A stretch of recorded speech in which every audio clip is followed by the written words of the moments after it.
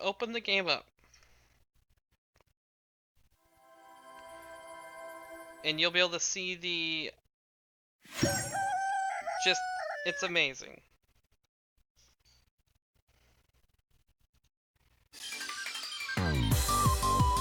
It's so loud too. Like, when it first opens.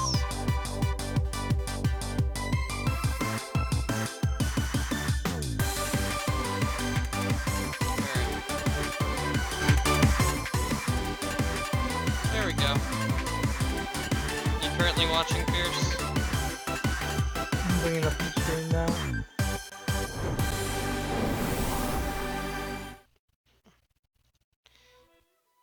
Yep, it is. Oh boy. I love it so much. I really shouldn't love it as much as I do because it's so stupid. And let me actually switch to stream quality.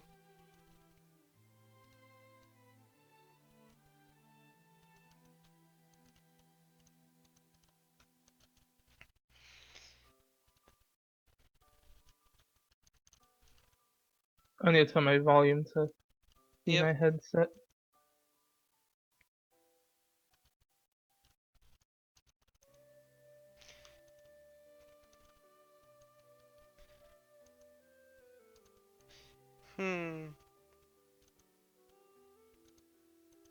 There we go.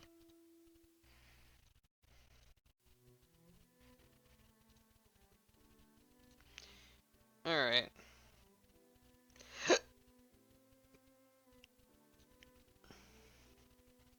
Beautiful. Yeah, I know, right? I love you, Colonel Sanders. A finger lickin' good dating simulator. Mm-mm-mm.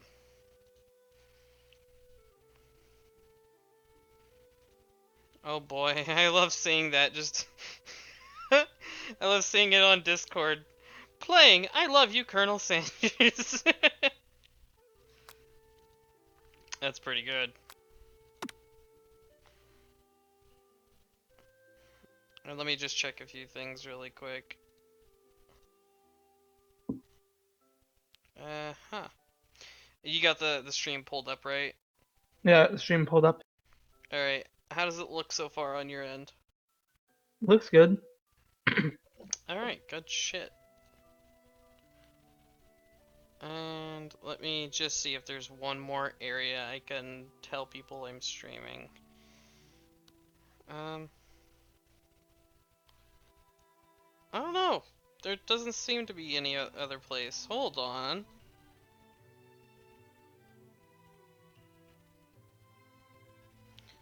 Let me just copy.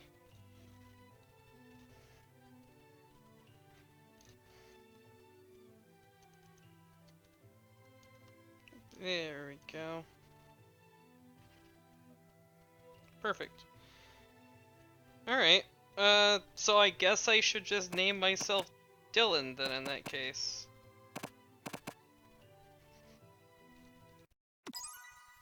Oh god.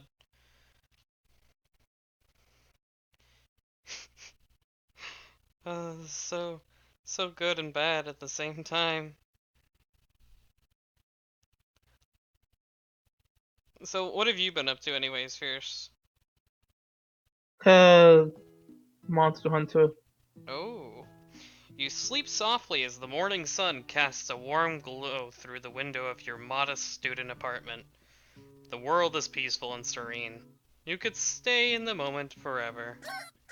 Or you could wake up now! Your first day of culinary school is no time to sleep in. Oh, you're a K-pop fan, I see. Oh yeah. Smack that clock up and at 'em. Lying in bed, you stare at the ceiling, thinking about everything that awaits you at the prestigious University of Cooking School, Academy for Learning. Your mind begins to wander. Let's see. Who will be there? What will you cook? What should you wear? Time begins to fly by, and you find your imagination getting away from you. I need to take this seriously. I better make sure to arrive prepared for the first day. You bust through your morning checklist. Teeth brushed, hair combed, pits deodorized. Nothing can stop you now. You confidently grab a biscuit, strut out the door, and head off to class. Just what you needed to get your blood flowing. Standing in the quad, you gaze upon the magnificent University of Cooking School Academy for Learning. Here comes your lifelong best friend forever, Miriam. She's the most adorably awkward person you've ever met, and you absolutely love her for it. Good morning, Dylan. Are you excited for the first day of the rest of our lives? Actually, because I sure am excited. A little nervous. Okay, a lot nervous. What the... it's just that this morning I made breakfast for myself, but well, when I ate it, I couldn't taste any love in the food. What if I'm no good? What if I fail? Classic Miriam, raised by master chef parents. She's always held herself to a very high standard. Ever since we were little babies playing together and you rescued me from that quicksand box. Quicksand box? It's been clear to me that you're the most loving, caring person I know. You're going to do great. But with University of Cooking School Academy, the Academy for Learning's famous 3-day only semesters, I'm only 3-day only semesters. I'm afraid of being left behind and never catching up. A sweet girl, Miriam has always had a flair for the dramatic. This summer, she got so nervous about her first kiss that she chipped a tooth practicing on a mannequin. Should you pep talk her or change the subject to give her some relief? Change the subject to some school gossip. It's hard to see Miriam like this, and frankly quite exhausting. Rather than dwell on her anxiety, you try to change the subject to something more interesting. All summer you've been hearing rumors about a dreamy, enigmatic, mysterious student who is enrolled at this school. Yeah, that's a little worrisome, but you'll be fine. Now what about this mystery student we read about on school message board? Any new deets? Oh, get this. I heard his name is Harland, and he's no ordinary student. They say he has powers. He's had them ever since he was born, from an egg. An egg, What? like a chicken. Don't be ridiculous. But that thing about having powers, it would line up with some of the other rumors I've heard. Like, I heard he once fought a bear with just his smile. You both sigh thinking about a student so handsome that the laws of physics don't dare apply to him. Dreamy. Before you can get another word out, you're rudely interrupted when someone smacks your books and custom-engraved measuring spoons out of your hands and onto the ground. Hey! It's Ashley, your arch-rival. She's totally evil, but you can't help but be filled with jealousy. She can get anything she wants and she knows it. Hello, Ashley? Oh, I didn't see you there, chicken shins. You leave Dylan's shins alone. They are perfectly normal shins. You can't stand Ashley. Even her name is annoying. You know for a fact that it's actually Ashley, but she had to add extra letters to make herself feel better than everyone. If anyone knows what perfect shins look like, it's us. We're not going to let you or your really weird insults get to us. Across the quad, you see Ashley's best friend, Van, the man, has stopped to look at his own reflection in the mirror. His pants are so tight, you can see him casually working out his glutes while he styles his hair. No lie, they're rockin' glutes. Ahem, Van, you rang. Oh, he looks like a JoJo character. Oh boy, I can't wait to see him. You've never been sure what their arrangement is, but as long as you've known them, Ashley and Van have been just as close as you and Miriam, but substantially more devious. I can't believe that University of Cooking School Academy for Learning would ever allow people like you to attend as students. I know, right? You'd think they'd hand us our diplomas now. Also, who joined the VC? I'm Welcome, dying. You're watching, Aqua? Yes. Yeah, he's been commenting. Oh, I haven't even seen. Wait, what have you been saying in the chat? So tasty, so good. I'm ready. Damn, those hips don't lie. Extra thick! The usual. Or Yeah, maybe, this is level yeah. comment. Oh, fuck yeah. Van. Or maybe hire us as professionals. You amateurs could learn a lot from us. With the first day of school about to start, there's just not time to properly tell these two off, so you must resist the urge. Let's go, Miriam. Psh, see you later, losers. As you approach the door, you see a goofy looking kid pushing hard against the window directly next to it. Oopsie. I think it's broken. You reach forward and easily pull the door open. That should do the trick. I love you! I think you mean thank you? My name is Pop. I was named after my Pop. He's old. Can someone like this also be a student at the school? He must be one heck of a chef. Also, his name tag clearly says Bob, but I guess he's reading it upside down. Hi, Pop. I'm Dylan. So, are you going to make me hold this door all day? Nope. And with that, the young man walks into the building ahead of you. Is it just me, or is he kinda cute? I think it's just you. You both shrug your shoulders before following him into the building. You stand at the edge of the room and unsure where to sit. Other students wander in and keep themselves busy chit-chatting. A scruffy-looking pooch takes his place at the podium at... Oh, yes. Takes his place at the podium at the front of the class. Adorable. It's a fucking corgi! His name's Sprinkles! Now, quiet down, everyone.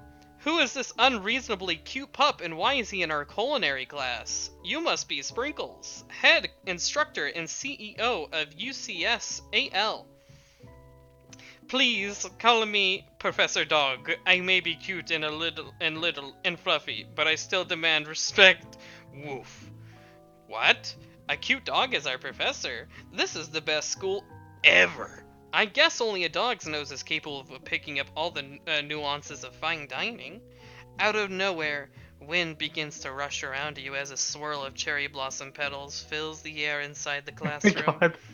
I'm chilly, someone close the window! And then, he walks in. You're immediately swept up in the aura of this new student and his remarkable goatee. Who knew anyone could be so handsome? Time stands still.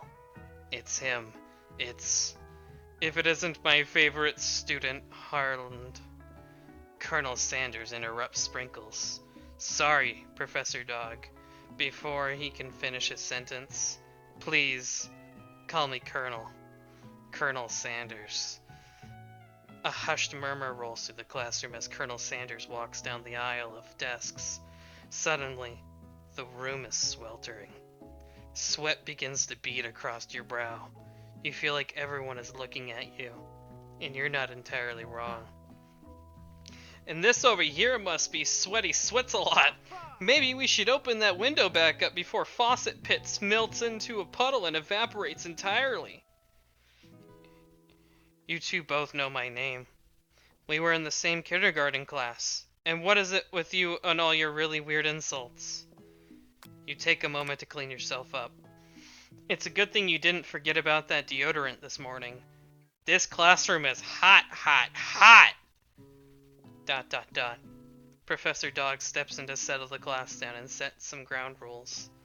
Welcome to the University of Cooking School Academy for Learning, the greatest culinary academy in the world.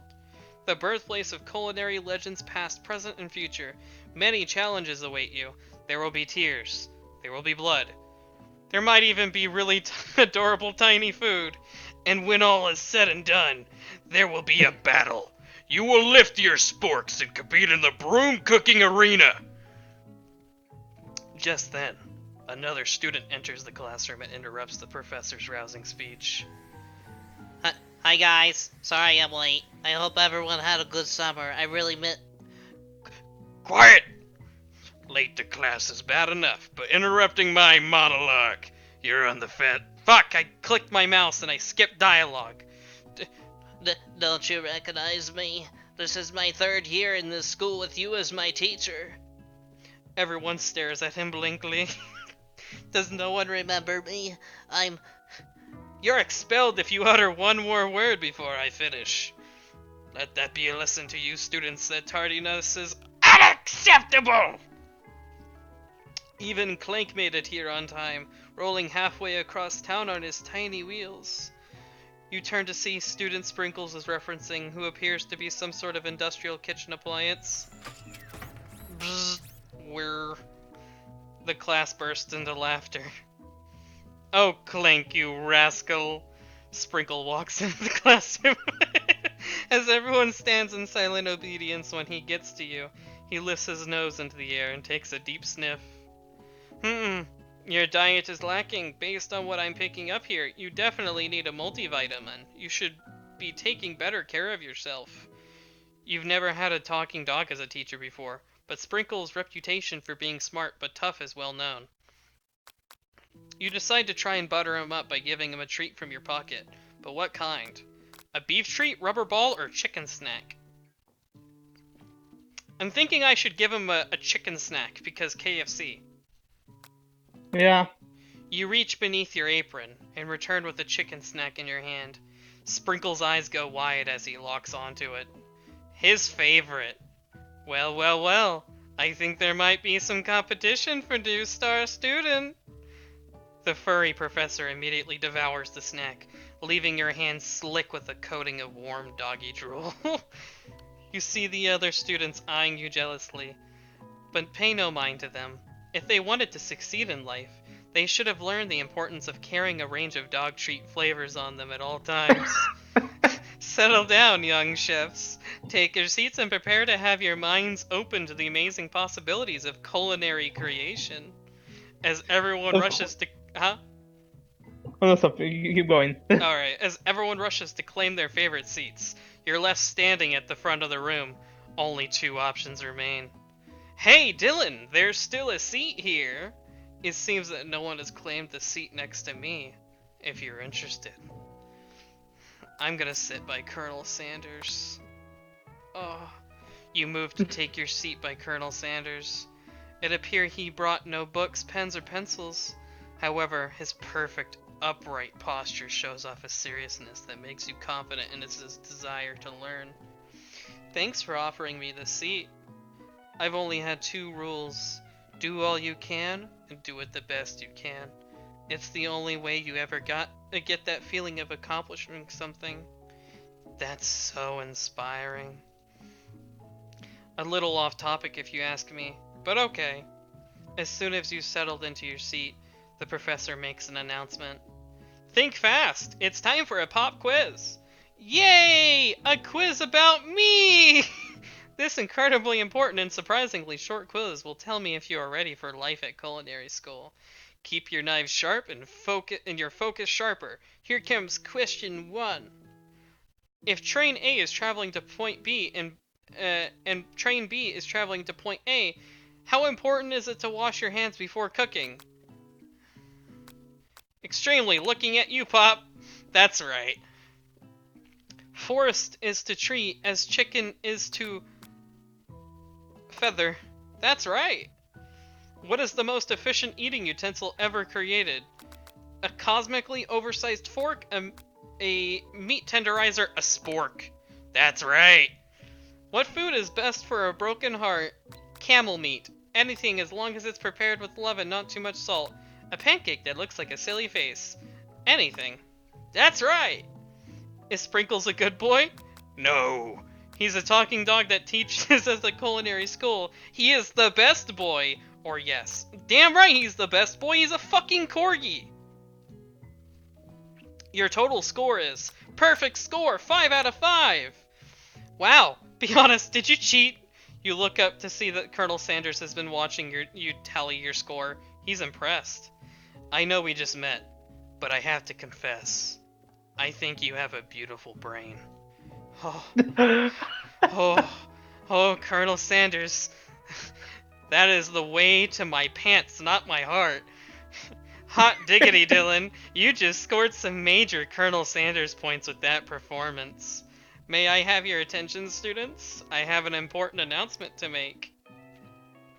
Time for lunch! Wow, the cafeteria is as nice as any restaurant you've ever eaten at. It makes sense that a school dedicated to cooking would also be serious about eating. A delicious What? fragrance wafts through the room and tickles the end of your nose. Your mouth waters. Do you smell that? That must be our lunch. It smells crazy good. What is it? What is it, Pierce? That's on me. It was me. I'm fucking dying right Oh. now. I don't know why, but my pee so hard right now. Colonel Sanders, my god. Oh, This yes. is too much for me. I love this. Everyone, can I have your attention? Is it about lunch? No, I just wanted to apologize for my tardiness. You see, I was... Howdy, folks! I'd like to make an announcement! Hey, I was... What man? It's about lunch. Everyone cheers. But I... Shh! Lunch, lunch, lunch. She said shh in honor of the new semester. I prepared something special to share with everyone for lunch. That must be the smell I smelled. Indeed, that smell. You hold your breath, waiting to see what food this mysterious student has created. You heard that he's very talented, but were the rumors true? Is this? Colonel Sander lifts a large bucket above his head. Its contents glimmer in the light.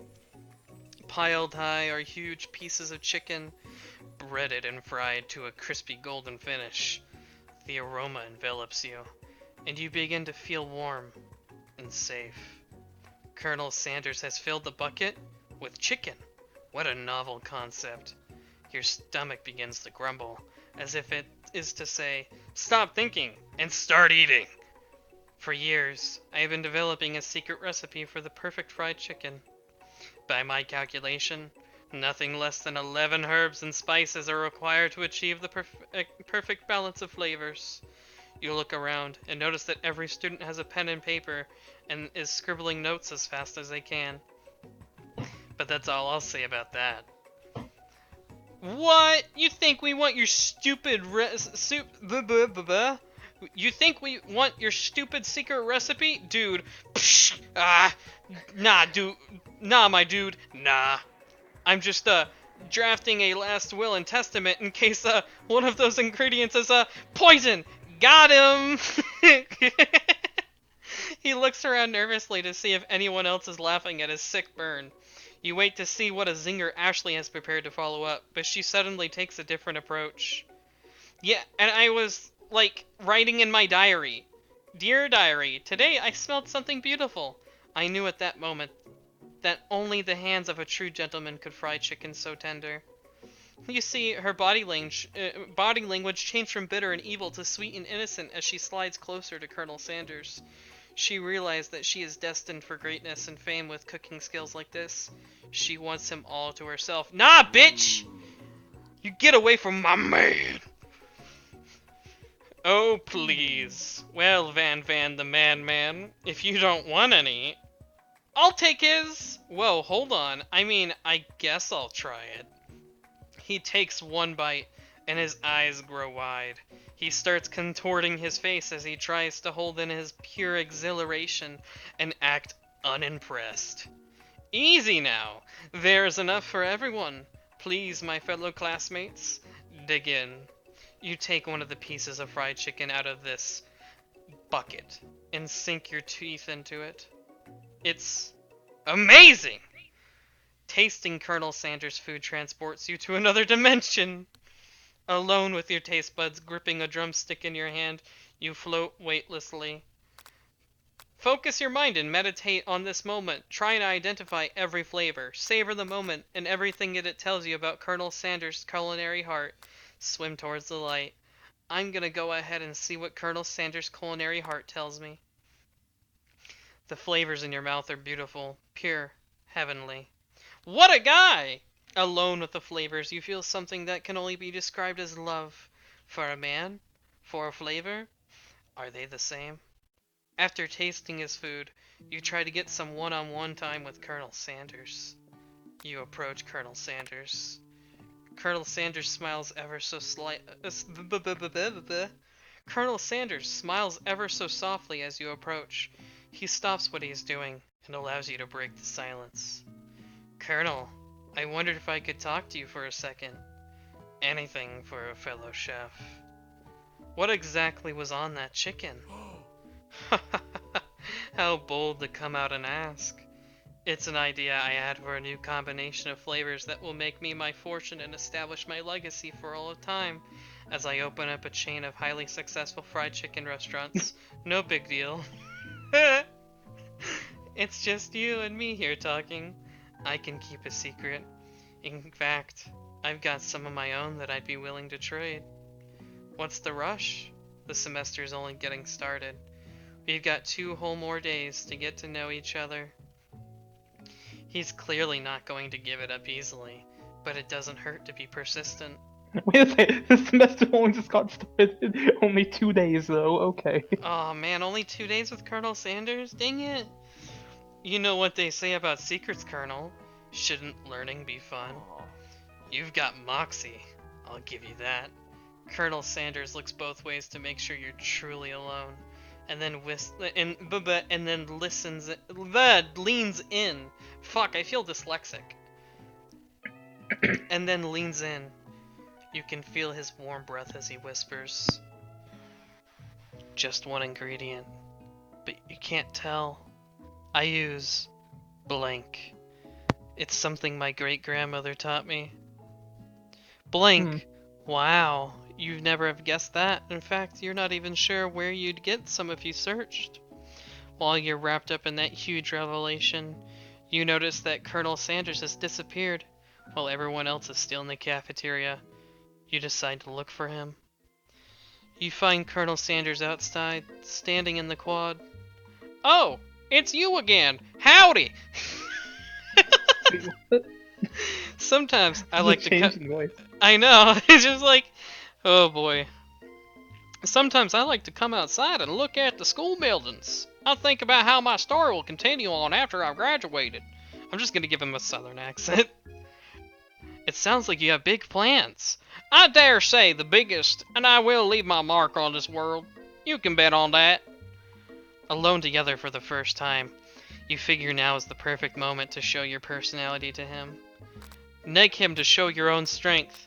Wow him with a big idea to add an additional ingredient to spice things up. Be modest, but thoughtful. Well, I just wanted to tell you that I really enjoyed your food. Now you've got his attention. The flavors are complex, but comforting. The interplay between salty, savory, and peppery. It was perfect. I appreciate the compliment, Dylan. I'm sure you'll be a big success. I know we've only met today, but I'm starting to get the same feeling about you. We should head back inside. The next lesson starts soon. You step into the massive cooking arena where the afternoon lesson will take place. Each student gets an oven and all the tools and ingredients that they could need. Look at this place! It's magnificent! Finally, we get to show our stuff. Wait a second. Oh no! We have to show our stuff! What if I totally blow it? You're not going to blow anything. Except maybe kisses to the crowd of fans you're going to earn with your signature, adorable tiny food creations. Or Well, Colonel Sanders. Oh, fuck. Oh. Welcome, students, to the cooking arena. I wonder how Aqua's doing with this whole thing.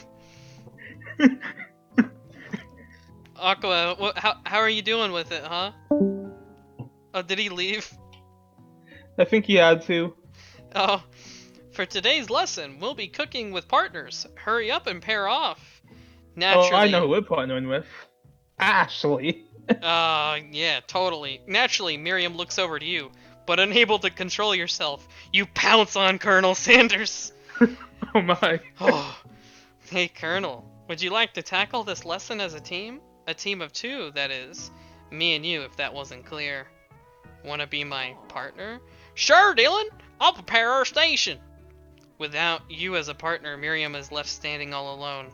2 different students quickly take notice. Hello, new partner. Beep boop. Bzz. Oh my. Oh good. 2 potential partners? I'm so sorry, gentlemen, but I don't know who to choose. It looks like you'll have to pick for her. Friend duties can be a little awkward, but that's the price you pay for not being alone forever. She needs to be the good guy, you know. Clank. Alright. Who do you want to Clank, ask to be that's the Miriam's way. partner? Clank. Sorry, Pop, but I think Miriam will be partnering with Clank today. It's okay, I already ate. It's not entirely clear if Pop has any idea what the point of school even is at this juncture. Clink is clearly excited to have some attention. He heats up and begins to roll back and forth. Warp, warp, warp. Hold on there, fella. We don't even know the assignment yet. Technically, Clink might not have a face, but there's something charming and earnest about him. Bzzz. Tissue, I hardly know you. Clink judders and a panel shakes loose. You get the impression that this is a sign of affection. Oh no. I hope he likes it. Oh no. Oh my. I told you, I'll play matchmaker. We did good setting up a Clank. Oh yeah. Looks like you two will be fine. Now it's time to focus on your own cooking classwork.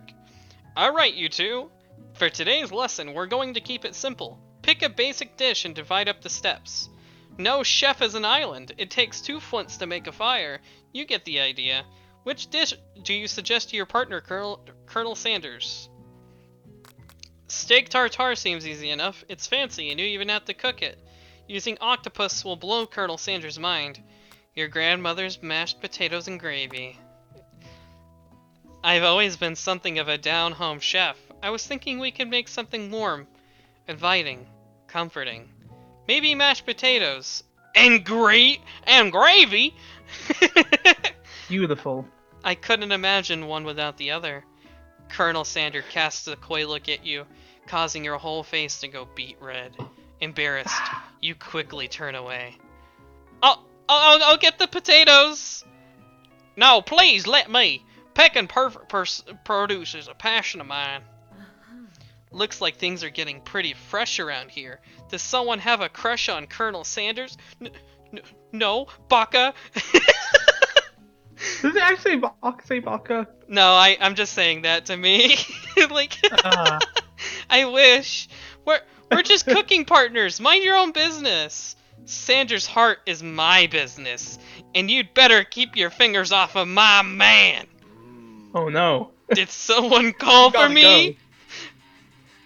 No, Van. While I'm over here crushing Dylan's dreams, you're supposed to be taking care of our classwork. That was the deal. Remember?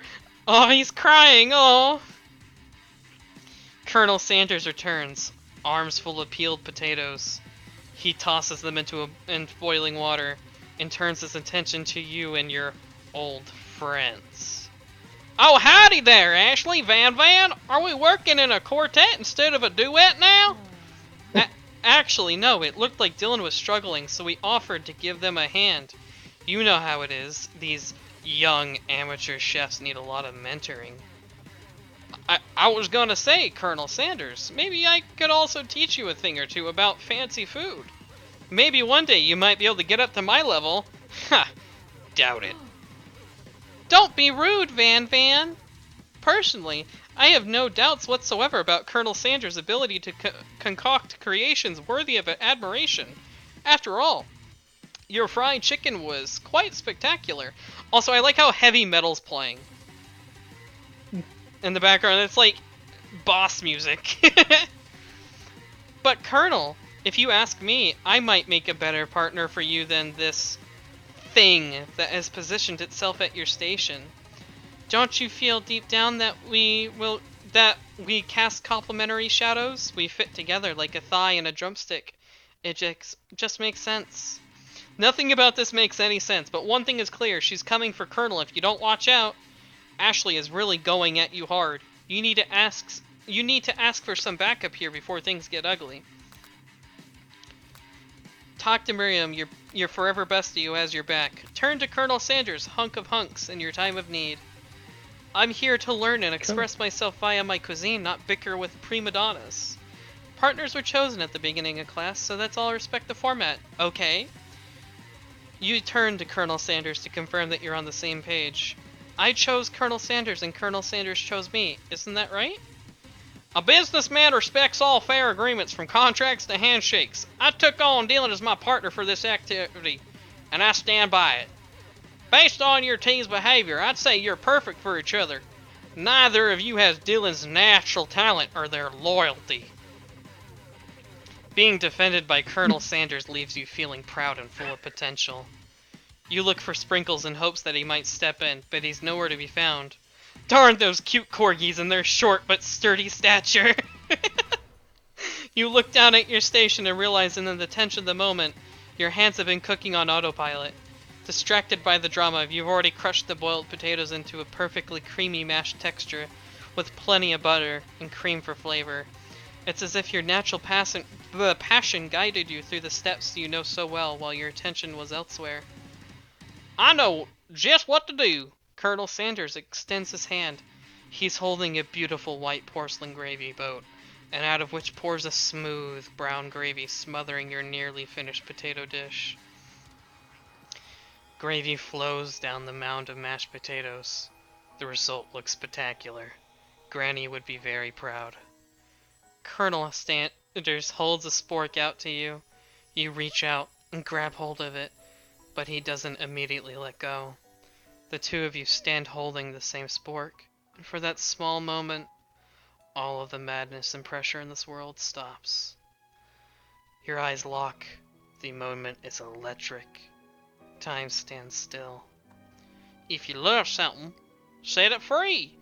Together, you dig the utensil into the mashed potatoes and lift a heaping sporkful up. When you see Ashley with a sinister look, you know she's plotting against you to be with Colonel Sanders. And then, filled with rage and without thinking, you fling the sporkful of mashed potatoes right into Ashley's stupid, beautiful face. Van, do something! Scooping up a fingerful, Van tastes the dripping mashed potatoes and gravy and realizes that it's delicious! Horrified by this revelation, he slinks away. Will he ever be able to cook something with so much love and integrity? Hold on right there, Dylan. We do not waste food in the broom cooking arena. Colonel Sanders, I expect better from you. If you throw one more spoonful, you'd better be prepared to eat it from wherever it lands. Can I has potato face? Fucking, I hate Pop, but I love him at the same time. He's so stupid. Van rushes back over, a covered dish in his hand. Mashed potatoes with gravy? Pathetic! In just a few minutes, I prepared a full meal. Gaze upon my specialty. Braised tentacles of octopus in my silky saltwater sauce. Plated on a battle axe blade forged by my supreme chef ancestors. This man is JoJo. Yes, he is. Very JoJo. Oh, here's the student. You have ignored me for too long. That ends now. It is I who have the first bite, and you will all look on with envy. The interrupting student rushes at Van and swipes a bite of his signature dish right off the plate. No! Something about this dish doesn't strike my nose quite right. I think the octopus was rushed, and it may have turned in the process. The results could be toxic. Too late. It has been eaten. I think I left something in the oven. I don't feel so good. It killed him! Why is this poor guy gets the shaft so much? I don't know. Everyone, step back. Don't take another bite. When you look back at the plate, the rest of it is gone. You notice the tip of the tentacle being slurped up in Pop's mouth. Pop winces in pain for just a moment, and then is almost immediately back to his oblivious self. Oopsie! Tastes like poison! The entire class is gathered to watch Pop's final moments. Shock is frozen the crowd. They are motionless. They are as motionless as statues. The class bell rings, disrupting the moment and snapping everyone back to reality. It would appear that Pop's enthusiasm for trying new things despite the obvious danger has inoculated him against poisons of all kinds. I'm not sure the professors here make enough money. Hello? I just turned into a ghost over here. Seeing that you're shaken up by that really annoying student and all his nonsense, Colonel Sanders approaches you. I'm sorry you had to go through that. Please, let me walk you home. What? Like, for real? Oh, come on. You follow Colonel Sanders out of the room. At night, the school building has taken on another vibe entirely. It's dark and more than a little spooky. Colonel Sanders stands in the quad's neon glow and speaks softly. Those mashed potatoes you made in class today. Before you go on, I want you to know. They're not a great representation of my skills. I didn't even realize I was making them. They were amazing. Tasted them, it reminded me why I became so passionate about food to begin with. Colonel Sanders is getting choked up. Cooking is obviously important to him, in a way that you'd find inspiring. Now might be the perfect time that now might be the perfect time to tell him you're developing feelings for him. Colonel Sanders? Yes, Dylan? There's something I need to tell you. Hold it right there! There's something I need to tell you first. Oh, jeez. You see, when I was just a boy, I had a dream that one day I would be the greatest chef the world has ever seen. And every day since, I've been working towards that dream. Day and night. Never stopping. Never resting. Also, lifting a lot of weights. Like, so many weights. We should follow our dreams with all of our heart, that our souls may grant them like wishes floating on a shooting star. Hey, no, shut up! I'm the one here to say inspirational stuff and be the star of the story. Are we forgetting that your cooking literally killed a guy? Yeah. You can't prove that. I also saw you kill that guy. What was his name? Somewhere in the distance, you hear a long, sad sigh. That poor guy. I know. Forget him. We're talking about me. Me. I'm the hero. Spork Monster. The Spork Monster is here to fight the hero. I think I left the fridge door open. Later, nerds. How dare you threaten me just as I was letting down my guard and connecting with another chef on an emotional level. Be afraid! Be very afraid of me! Because I'm a monster! See? Is he rhyming on purpose, or is that just a coincidence?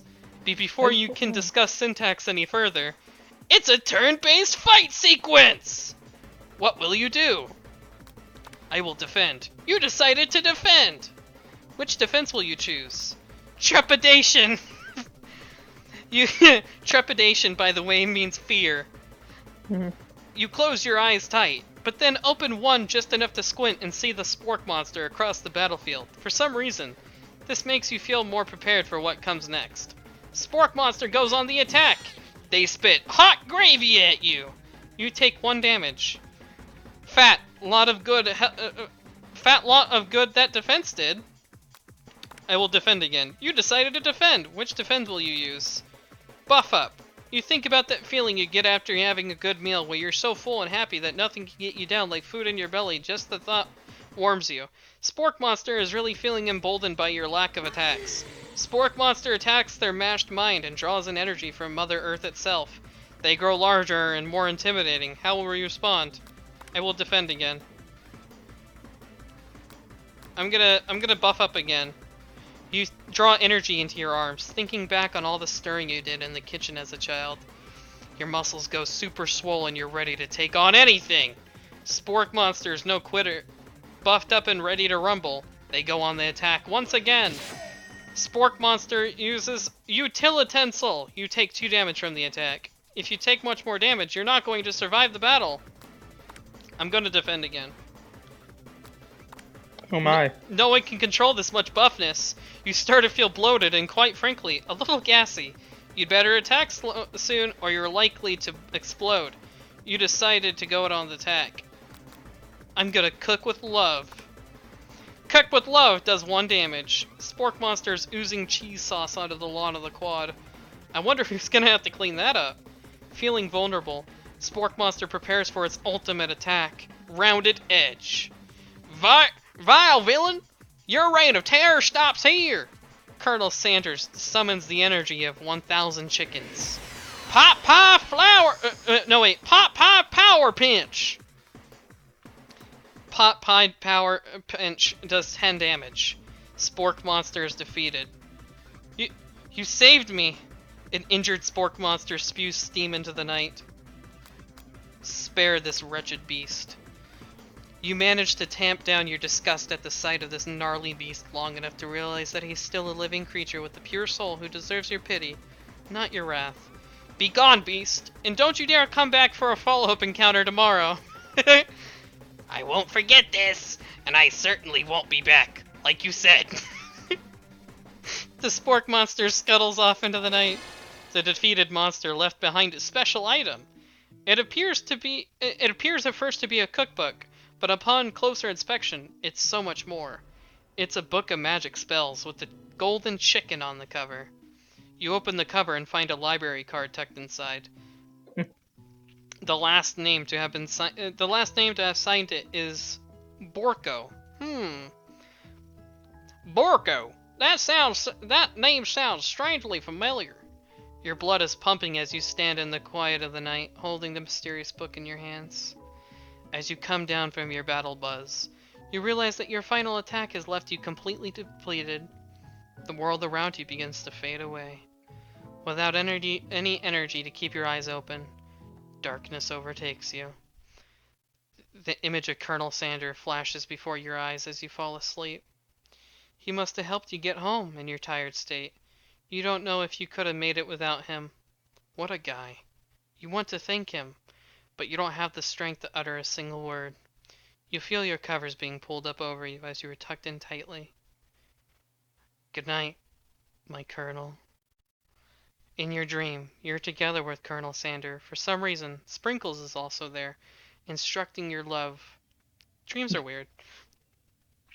ZZZ. Oh, yes! I love this. That's good. You wake on day 2 and attempt to process the wild visions you had. Were they memories or premonitions? And then there was that secret ingredient that Colonel Sanders went ahead and told you outright. Not much of a secret, huh? It's probably just because he already trusts you so much. Sure, that makes sense. We'll go with that. You meet up with your bestie in front of the school. Before you can tell her about the encounter with the spork monster, she launches into a story of her own. Okay, I know this might sound a little strange, but I think I might be, I think I might like Clank. Like him? Knew it. Like? I know it sounds like it's moving too fast, but there's something about him. I like him like him. We got to talking after class. He's actually a totally sweet guy. Not only that, but he's really smart. He told me all kinds of stories about Colonel Sanders. Did you know that Colonel Sanders was the most popular kid in his high school? No, but that does make complete sense. Yeah, but he was so popular that he was voted prom king at a school he didn't even go to. And he was also the convertible that he himself rode in at the front of the homecoming parade. I'm thinking maybe something got lost in the pressure cooker language translation there? Either way, maybe it'd be best if you took it slow with this new boy, like I am with Colonel Sanders. You and Colonel Sanders, the coolest guy in school, the most famous student to ever attend University of Cooking School Academy for learning? You're a thing now? We definitely connected yesterday. Sure you did. You're great. Why wouldn't he be into you, I guess? Laughing at the implication that you and Colonel Sanders might be a thing is definitely not cool. You are great. You have an idea about how to prove that your love is real. Well, if he's not into me, why did he tell me one of his secret ingredients? No. Your bestie's eyes light up. A secret ingredient? Yeah, I just said that. A secret ingredient? Is there a dramatic echo in here? Miriam checks to make sure you're alone before continuing. ... So this summer, while I was on vacation with my family, a loving man approached me in the botanical garden where I was wondering. This can't be good. He told me all about his passion for spices. Secret spices. This man even gave me some to show me what he meant. He said it was a powder created from super duper rare dried flower petals, and that if I did him a fake favor, I could have some of my own. Please, Miriam, don't tell me. So I filled my suitcase with them and brought them home! He was so nice. He even met me at the gate when I arrived. Later, when I cooked with them, a very strange feeling came over me, and the flavor was unlike anything I'd ever tasted. I think you're being very liberal with the meaning of spices here. Whatever, anyhow, we both share an interest in cooking, so we've stayed in touch. You know, like pen pals. I bet he would love to know more about new spices. Well, I'm definitely not supposed to share Colonel Sanders' secret recipe, and besides, I only know one ingredient, so I doubt it'd be much of use to anyone. Please, please, please, please! It would mean the world to me. No one has to know it came from you or from Colonel Sanders. I make up a fake ingredient. You quickly think of a fake ingredient name. I don't know, how about... It was Eye of Newt! I know, sounds like some kind of witch's potion, but what can you do? Eye of Newt? Wow! Her eyes light up, imagining such a thing, and you figure that you've satisfied her curiosity and she'll move on. However, she... Fuck. However, she immediately turns around and does some thumb typing on her phone that you can't quite see. That's probably not good. Before you ask her to confirm that was definitely not texting secret ingredients to other people, you're interrupted. A wind rushes in. Cherry blossom petals fill the air. It's Colonel Sanders. He's arriving at school. I stand back and admire his majestic no, I run to him. You decide that the best way to show Miriam how serious you and Colonel Sanders are, or would it be run to him? Surely, he'll sweep you up onto the back of his stallion and you'll ride away together. That'll show her good. Oh, Colonel, my Colonel! However, your sudden movement surprised the horse and it rears up, kicking you directly in the face! The force of the blow completely knocks you out cold. In the darkness, you see a vision. Ooh, Dylan, I am here to deliver you a message. Not this guy! It is important that you remember this, exactly as I say it. If you forget, the world can end, so you know it's serious.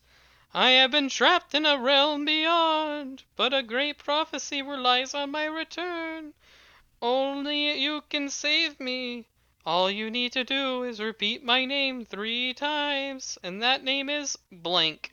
But before you can continue, before he can continue, you suddenly awake. Ah, jeez. You awake to find Colonel Sanders tending to you. He roused you back to life with a satchel of secret spices. Or is that just his natural seasoned musk? I compliment the craftsmanship of his horse's shoes.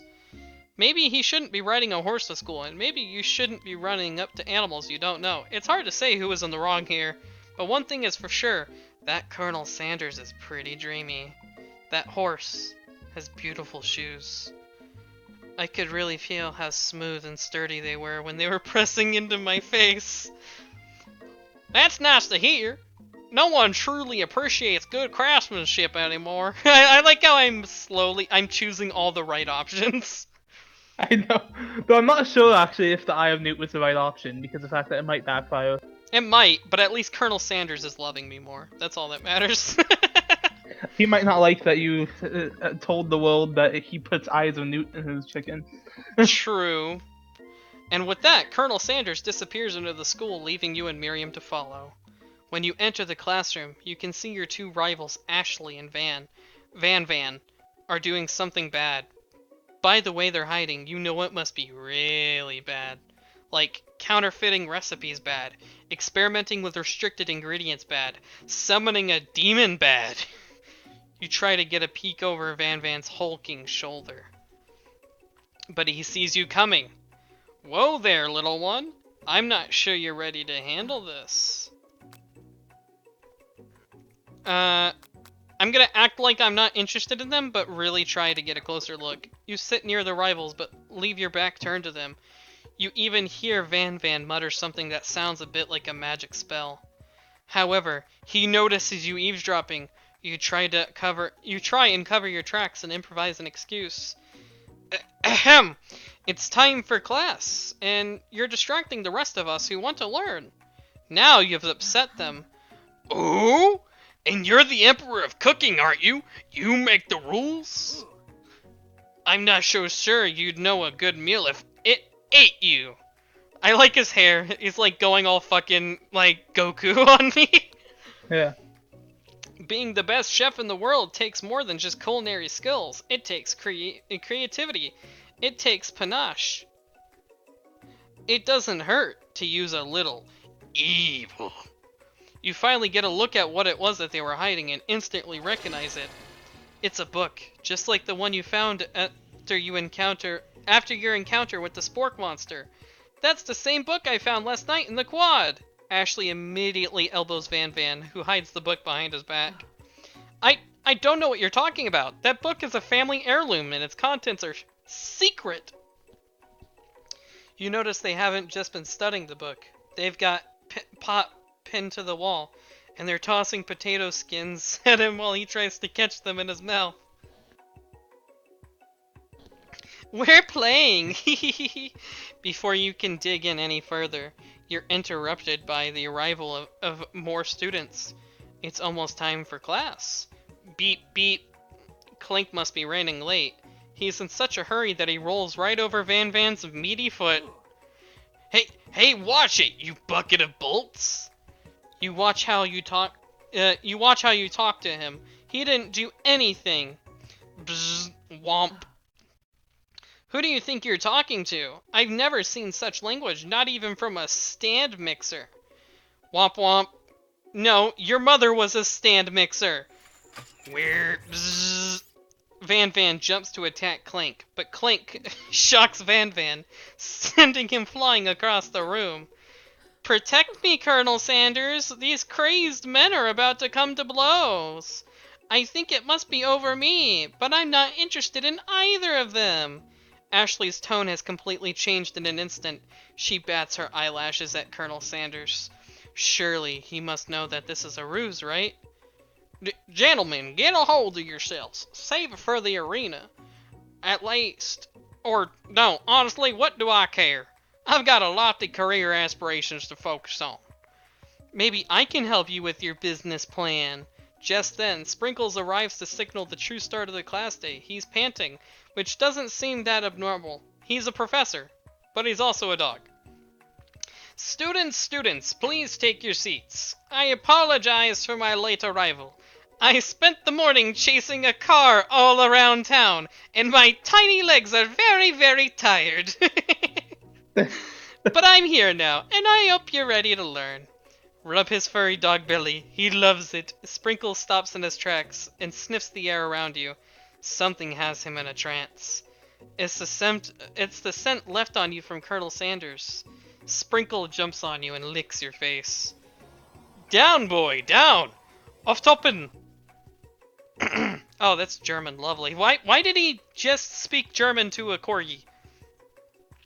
That command shouted by Colonel Sanders has snapped Sprinkles out of his trance. I wonder, what's up with that? Sorry, I got a little carried away.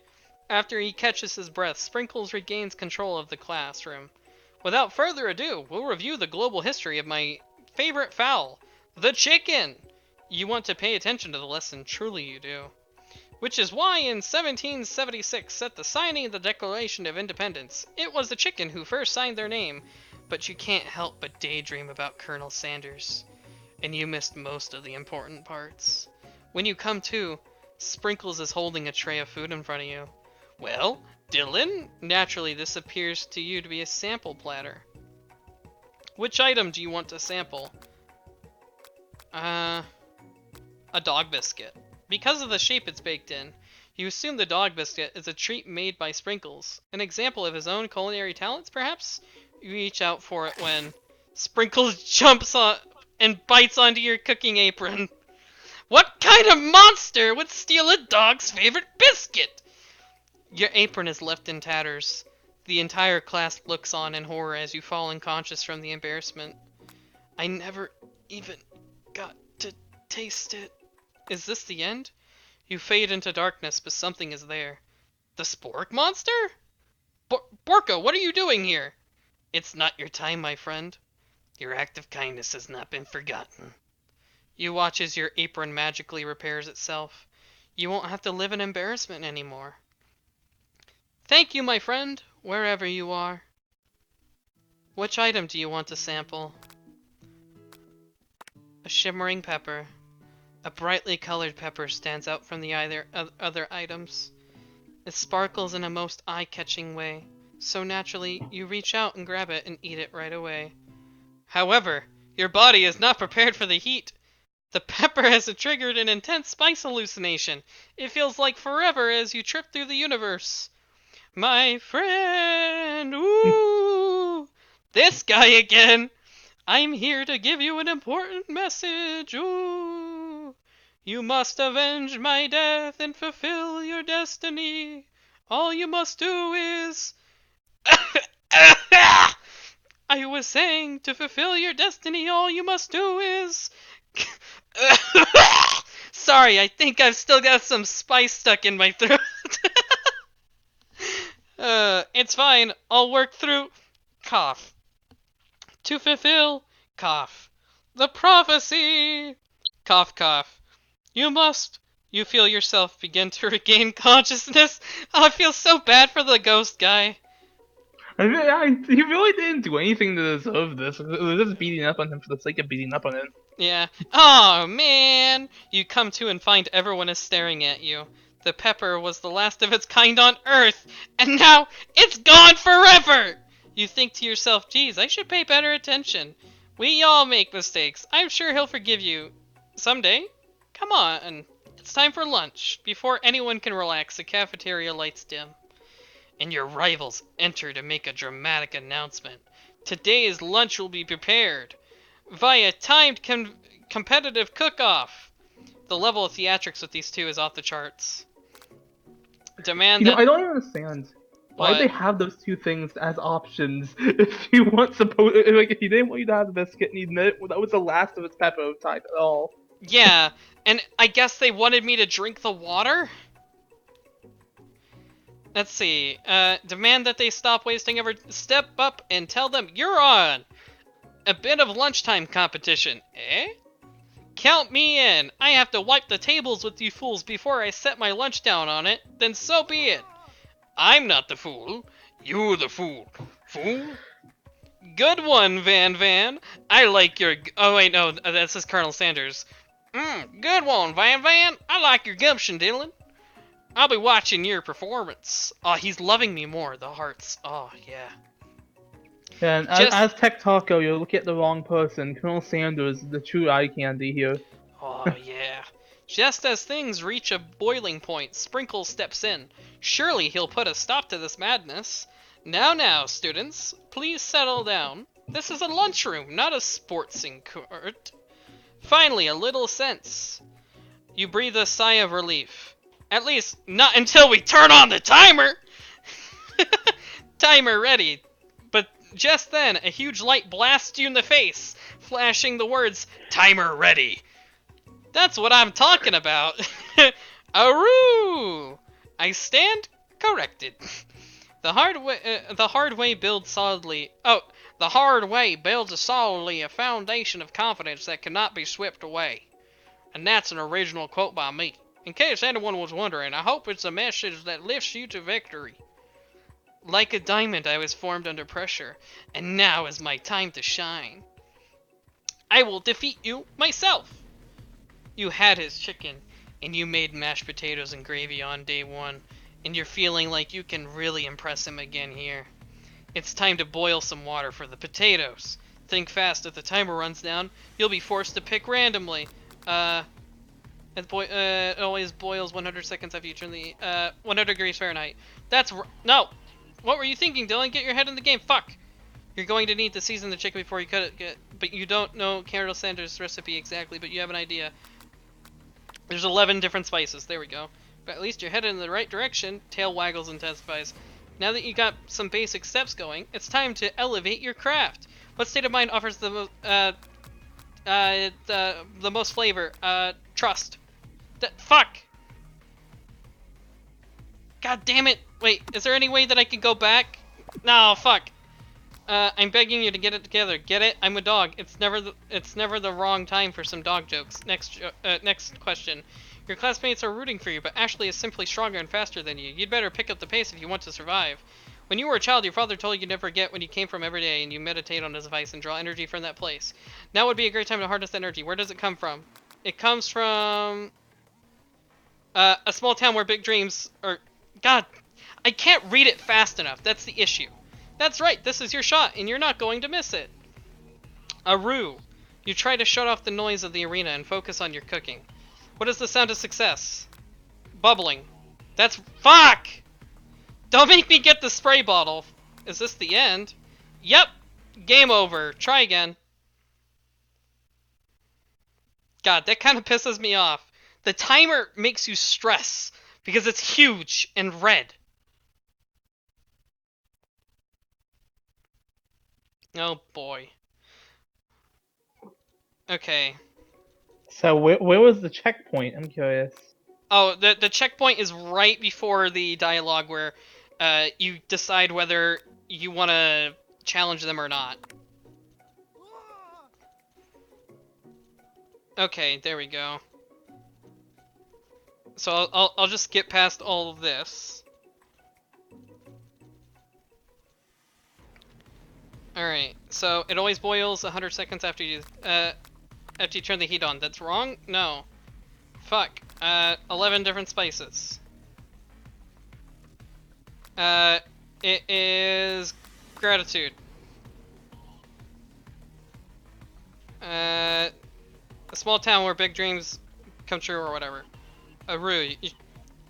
It's the sound of success is silence. I believe in you, Dylan.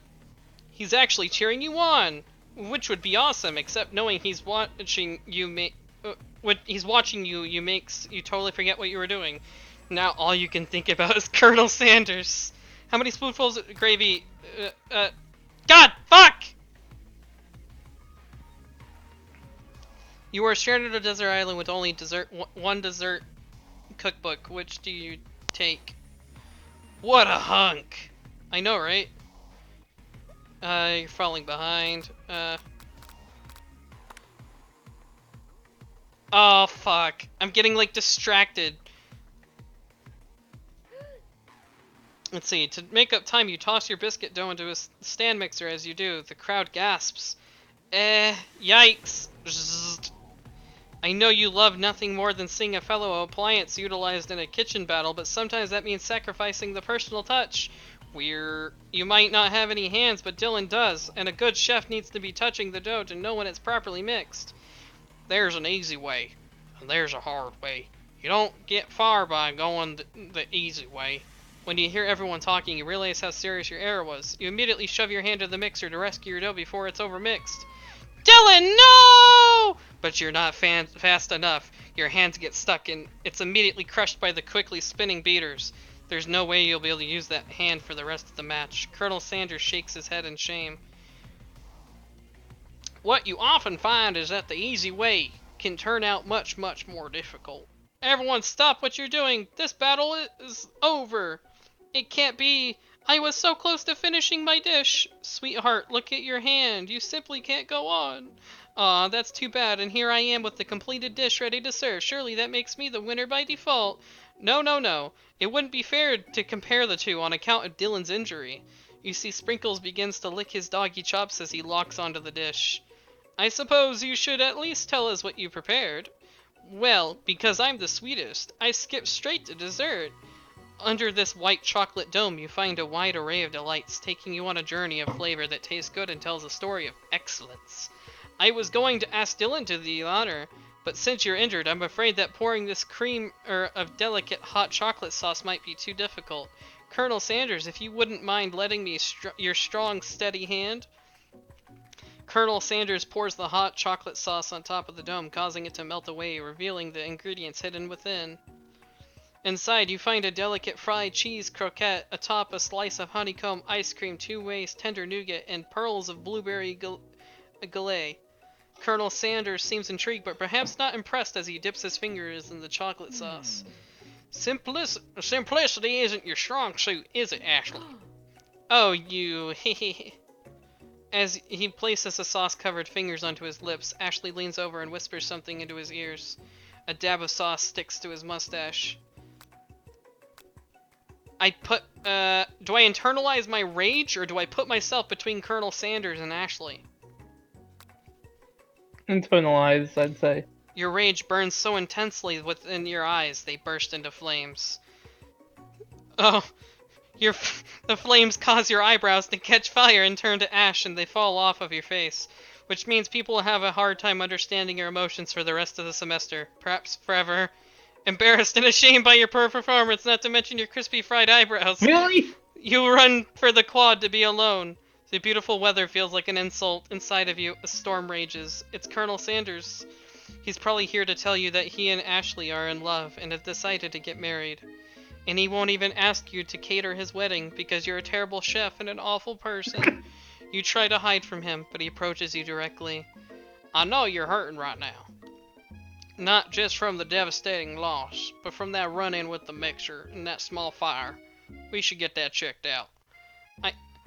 I'm fine. Can't you just leave me alone? I'm a loser. I'm not fit to fill your fryer. I'll never be a master chef. Failure is a part of life. Not just for you, but for all of us.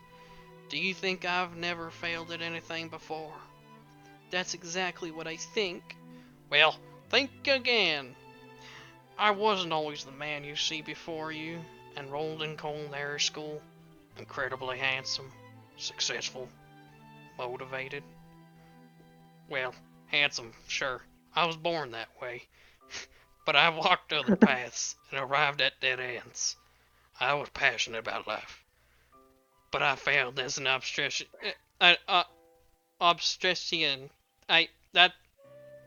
So he's like, he was an OB, meaning that he worked with vaginas. I was passionate about justice, but I failed as a lawyer. I was passionate about livestock, but I even failed as a mule handler. That one was especially humiliating. Mules can be so cruel. I lost my business partner to a gunfight, and I lost my innocence when I picked up a firearm and put a bullet in my rival. He survived for a while, anyhow. I didn't know. People see my delicate ribbon tie and my well-kept beard and assume that I've got it all together. Which is true now, but it hasn't always been. Sounds like this guy could really use a hug. I resolved that I was going to amount to something. No amount of hours, labor, or money would deter me from giving the best I had to give. As Colonel Sanders changes focus, you can see something ignite inside of him. A burning passion. One has to remember that every failure can be a stepping stone to something better. My new dream is pure. It's honest. It's something that a humble man in a crisp white suit can be proud of. I will create a new chain of chicken restaurants that will bring joy to the entire world and make up for my past misdeeds. Yay! Just as your moment grows intimate, you're interrupted by a threatening, shadowy presence. Oh my god. Battle scarred from the night before, you prepared for the worst. It's the Spork Monster! But, Porco? It is I! I know I said I wouldn't be back. And after the whole fight to the death thing, maybe you don't really want to see me anymore, but I just wanted to say that I was wrong to attack you, and I apologize. I know it's like having to look away. I know what it's like having to always look over your shoulder. Monster problems, am I right? Aw, thanks, Porco. I'm glad there are no hard feelings. Getting jumped by a giant creature in the dark of night can really rile a person up. I also want to apologize for the way I switched right into into attack mode. I know that you're strong, and cooking school can put a person under a lot of stress. I actually used to go to this school. I wasn't always a spork monster, you see. I don't believe it! You were human once? Well, No, I was a golden retriever. But I was still a student, until one day some mean kids with a magic spellbook cast a dark enchantment on me, and I was forever transformed. A magic spellbook? Precisely! I had procured a copy for myself, but somewhere along the way, I've lost it. If you find such a book, I beg of you, respect it. You're a powerful chef, and shouldn't you're a powerful chef and shouldn't rely on such dark and evil magic. No, you should be protecting the innocent from those who would cheat them through sorcery and guile. If you need me, don't fear, I will be there. It sounds like there are some bad cooks in the kitchen of life, Dylan. Together, I am sure we can defeat them. Come back to my hideaway and we can discuss. A personal invite? You can't imagine what Colonel Sanders' home must be like, but it sounds like you're about to find out. Stepping inside Sanders' home, surrounded by his things, you start to feel a special bond with him. It looks like you live such an exciting life, Colonel Sanders. Every day can be an adventure, if you approach it with the right attitude. Long ago, I made the decision to never stop searching, never stop working, never stop imagining. Have you ever been working on any new recipes of your own lately? I'm always excited to talk about food with another ambitious chef. Well, there is something. It's just a side dish that I've been tinkering with, trying to find the right balance of flavors and textures. I'm not sure I've nailed it yet, but I'm close. Colonel Sanders' eyes perk up as he starts to wonder what dish you might be describing. It's meant to pair with something spicy, or something crispy, both perhaps. Now that you've got him right where you want him, should you reveal your new creation to him, or keep it a secret, just for you? I'm gonna keep it a secret. Really? Yeah, actually, I said too much. Please forget I ever said anything. You can practically hear Colonel Sanders' heart beating in his chest. He tries to act demure, but his facade begins to crack. I can appreciate a good secret, of course. In fact, I've got nearly a dozen, my fried chicken recipe alone. But I would hope that you could learn to trust me with yours.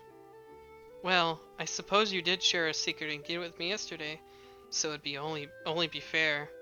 Colonel Sanders' face grows serious. Yes, about that, you see. Yes, Colonel? I haven't been completely honest with you. The secret I told you was a fake. Oh no. The ingredient you shared with Miriam? It wasn't true? You're angry with Colonel Sanders for lying, but the fact that you revealed his secret shows that he was probably right to do so. You mean, it wasn't one of the real 11 secret herbs and spices? You see... Wait, but we chose to give him a fake ingredient. Yeah, we gave her the fake ingredient. No, but we chose to make up an ingredient. Oh yeah, the Eye of Newt, yeah. So a fake ingredient. You see, we had only just met, and I had to make sure you were trustworthy and capable of keeping my most secret ingredient. To me, my recipes are priceless. Well, I have something to confess. That secret ingredient you told me, I shared it with Miriam, my bestie. Unfortunately, I knew this. I was very disappointed, but now that you've come clean, we can start building our relationship as fellow chefs again. But we didn't give him. Yeah, we made one up.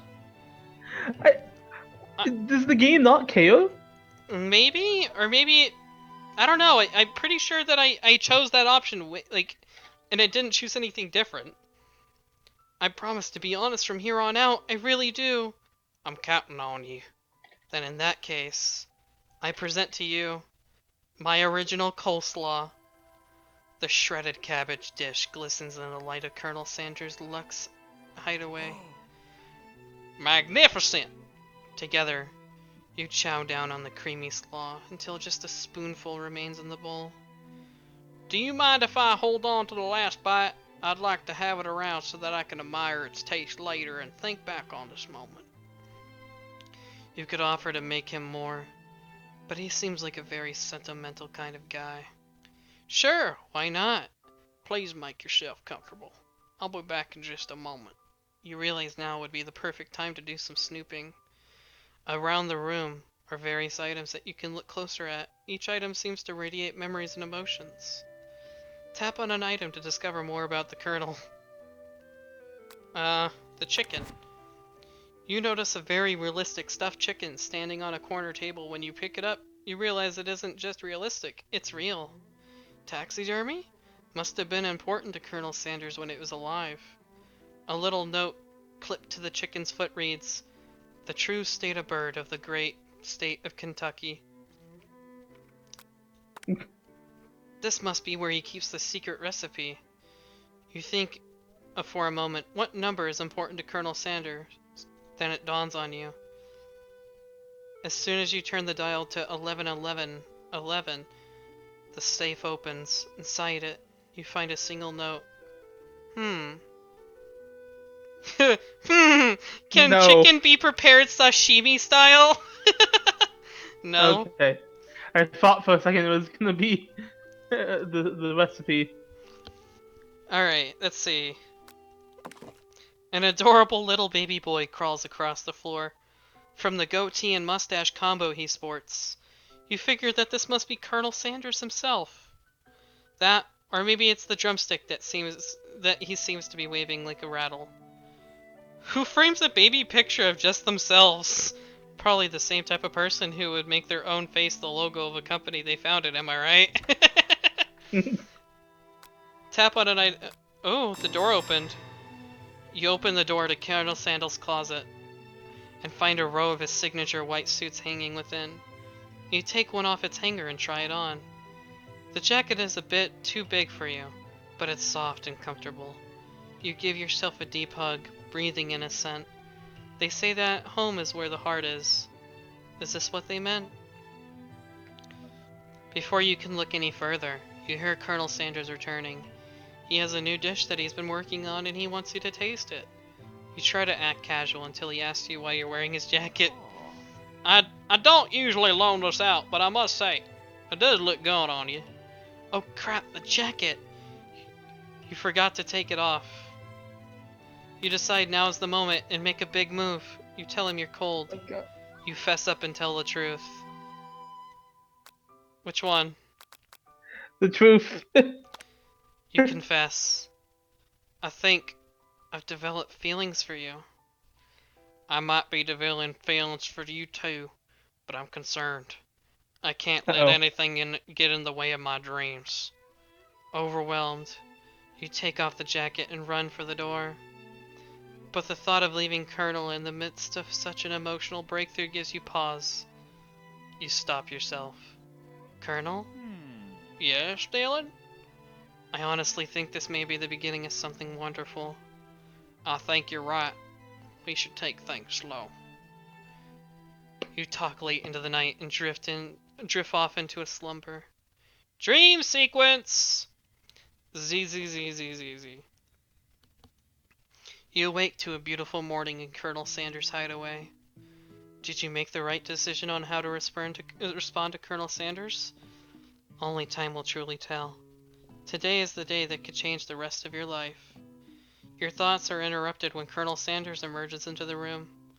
He's holding a gorgeously plated breakfast and your mouth waters at the sight of it. Here's a simple breakfast I just whipped up. It's meticulous. You taste Colonel Sanders' food and it takes you on a journey. When you return, he's waiting to ask you an important question. So, would you say that we're the perfect match? How presumptuous. My cuisine and your taste buds, that is. Such confidence. Such grace. Could he be the world's greatest gift to cookery? Do I take him down a peg or do I flatter him? Flatter. You know, I think we may make a great team. A single tear begins to pool in the corner of his eyes as he gazes out the window. And with the right business partner, I know I can't fail. Business partner? Could he be talking to you? It's all happening so quickly. Overcome with emotion and confused by your feelings, you're on the verge of tears. Unable to speak, The only answer you can find is to run out the door and get home. There's still one more day of school after all. The University of Cooking School Academy for Learning waits for no one. You get home to find something very surprising. Your best friend is sitting there, waiting for you. Where have you been? What? Because I had one heck of a night! I've been desperate to talk to you about it, but I couldn't find you. I got worried that something had happened to you. It's okay, I was just... But now that it turns out that you're fine, I can finally get you up to speed on the saga of Miriam. Sure, but you will not believe what happened to me after school yesterday. I went on a date! I think I can believe that. Since I'd been partnered up with Clank, he asked me to go out with him. Of course I told him, you'd better keep your dials turned to polite and respectful. I'm not that kind of girl. But he was just interested in spending some one-on-one time together and getting to know me.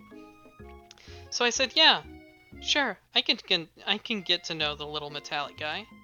Long story short, he took me skydiving with his friends, but things quickly spiraled out of control. Did she say skydiving as if that's a typical first date to go on with a talking pressure cooker? And it's also one night. Like, Yeah, we were one out night. Yeah. After And- school. Yeah. They've known each other for 2 days. Yeah. And now I'm not really sure where we stand.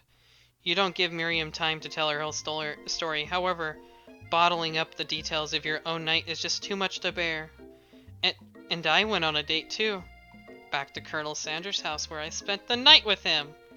You what? Nothing happened, but the emotional connection. The emotional connection. Wowzers. Miriam tells you to move on from this whole Colonel Sanders obsession and focus on school.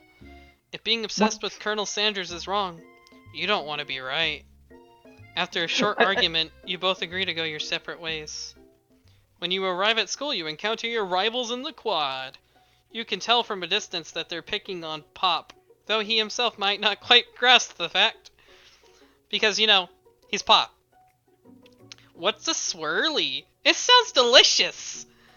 Oh, it's great! I'll order you one right away. I'll have my swirly with sprinkles, please. Sprinkles is a dog and a treat. You can get your swirly dip too. Why don't you pick on someone your own size? Because I'm literally the biggest person at this school? There is that horse that Colonel Sanders rode to school, but who would dare pick on such a gentle and beautiful creature? You've got some nerve, Dylan, suggesting I pick on a defenseless horse? Now you're twisting my words, and I won't have it. You clench your fist, but the injury from yesterday's mixer accident makes you wince with pain. Doesn't look like you can go on cooking like that. Might as well just give up. I'll never give up. Ever! Colonel Sanders arrives just as it appears things are close to a boiling over. A naturally intuitive person, he senses that something has been going on. Is everyone excited for the final day of school? Dylan, how's that hand feeling? I'm sure you'll be back in fighting form by this afternoon. Aren't you concerned about my hands, Colonel? Yesterday, I almost broke a nail winning so hard. Technically, I don't believe a winner was decided, but your presentation was quite impressive. What is he doing, complimenting her? But what about the flavor of my delicate, warm, gooey chocolate sauce? It was clear that you're passionate about how your food is received. That's a lot of words to say it was bland. Excuse me, Dylan, but I am more than capable enough to speak for myself. Maybe you could tell me more of your thoughts as we walk into class, Colonel. I'm always interested in discussing the fine art of fine foods. See you inside, Dylan. Annoyed by Colonel Sanders' inability to see Ashley for who you know she really is, you walk across the quad to get some distance. In an attempt to distract yourself from how slighted you feel by the interaction with Ashley, you take out the spellbook you recovered yesterday and start flipping through the pages. Whoa! That's the book? It looks like bad news. It's just something I found lying around. It would appear that some sort of grimoire, but I really don't believe in that magic stuff. A grimoire? Like a book of spells? I don't know. Who would spend so much time decorating a magic book if it weren't really that powerful? I can think of one surefire way to find out. You open to a page covered with arcane warnings. Cast only in the case of extreme emergency, it says around the edges of the page. I could use a spell here that says it will erase anyone I choose from all of my memories. If I scrub out Colonel Sanders, it would probably help me focus better on the upcoming final exam. That is Oh, no. way drastic. Couldn't you do something else, like anything else not rooted in dark magic? Maybe tie a string around your finger? Okay, fine. That is drastic, but desperate times call for desperate measures. You've got a memory erasing spell sitting right in front of you and a pretty good excuse to try it out. I don't do it. That's not that good of an excuse. You take your friend's advice and put the book away. It's almost time for class. Sprinkles is already in the room waiting for the students to arrive. He clears his voice to make a quick announcement. I want you all to know, I feel something of a dog moment coming on, but I assure you it's nothing to be afraid of. His cute little nose scrunches up and he begins to breathe quickly. He must be hungry. Reach for the old homework to give him as a snack. Dogs can be rather unpredictable, especially Sprinkles. Wait to see what happens. Which one do you think, Fierce? Let's see.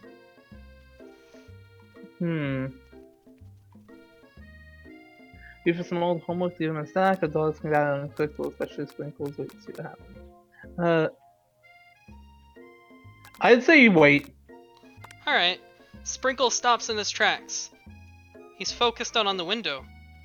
The room is deadly silent. When you follow his gaze, you see a tiny orange squirrel perched on the cherry tree outside. Sprinkles turns feral and runs to the window of the classroom. He begins barking uncontrollably at the squirrel outside. Terrence! I told you never to come back here! Terrence! I will destroy you, Terrence! Sprinkles is barking ferociously, drool flying off his face.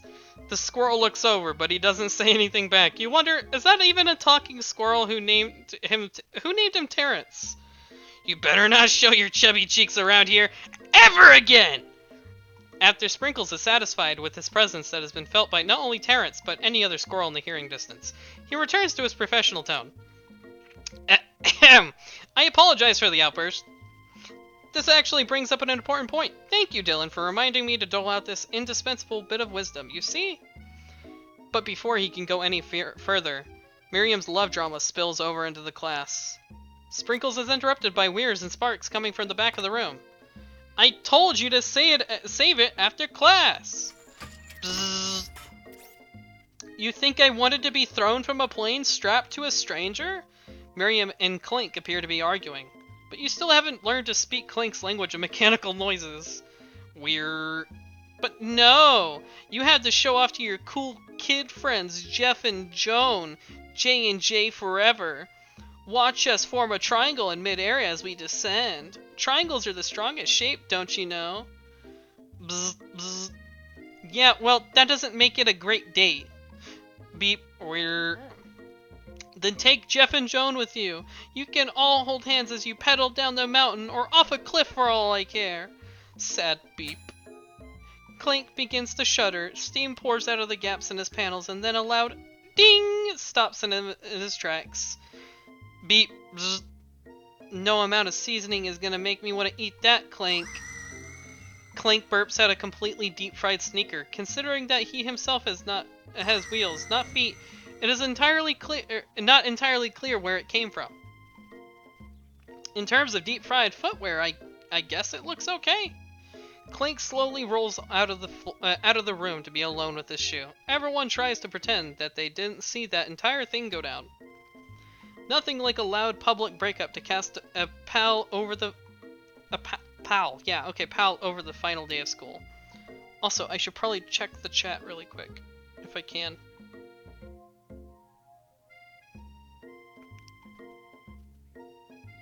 Okay.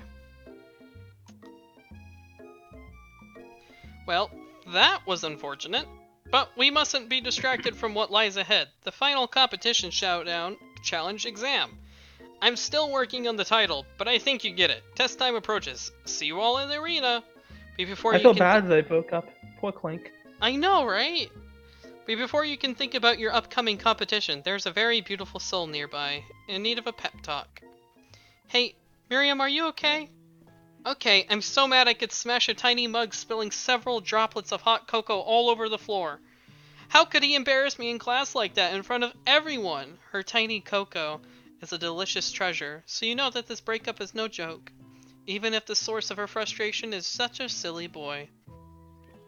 I know that you know this, but I'm gonna say it out loud. You don't need anyone. Me and you, we're gonna cruise through this final test and hit the carpool lane to Success City. Miriam brightens up, imagining the wind rushing through her short bangs. But she hesitates to embrace the feeling all the way. You're not gonna saddle up on Colonel Sanders' stallion and ride off into the sunset without me? Of course not. Well, maybe sorta, but I'm sure there's a pony out there with your name on it, and a big ranch enough big for both of us, and whoever else we want to bring along. If it's not Pop or Clank, or anyone else you meet today, tomorrow, or this whole year, so what? You're a special person who shouldn't settle for the first someone to show a little interest anyhow. Miriam gives you a big hug and wipes the tears from her cheeks. I really should review my menu for today. I'm going to make a very special soup, and I bet that Professor Dog is gonna love it up. While you were pep-talking Miriam, you completely missed lunch, but that's okay because you had a better idea on how to spend the time before your exam. You decided to head to the arena early to practice a dish.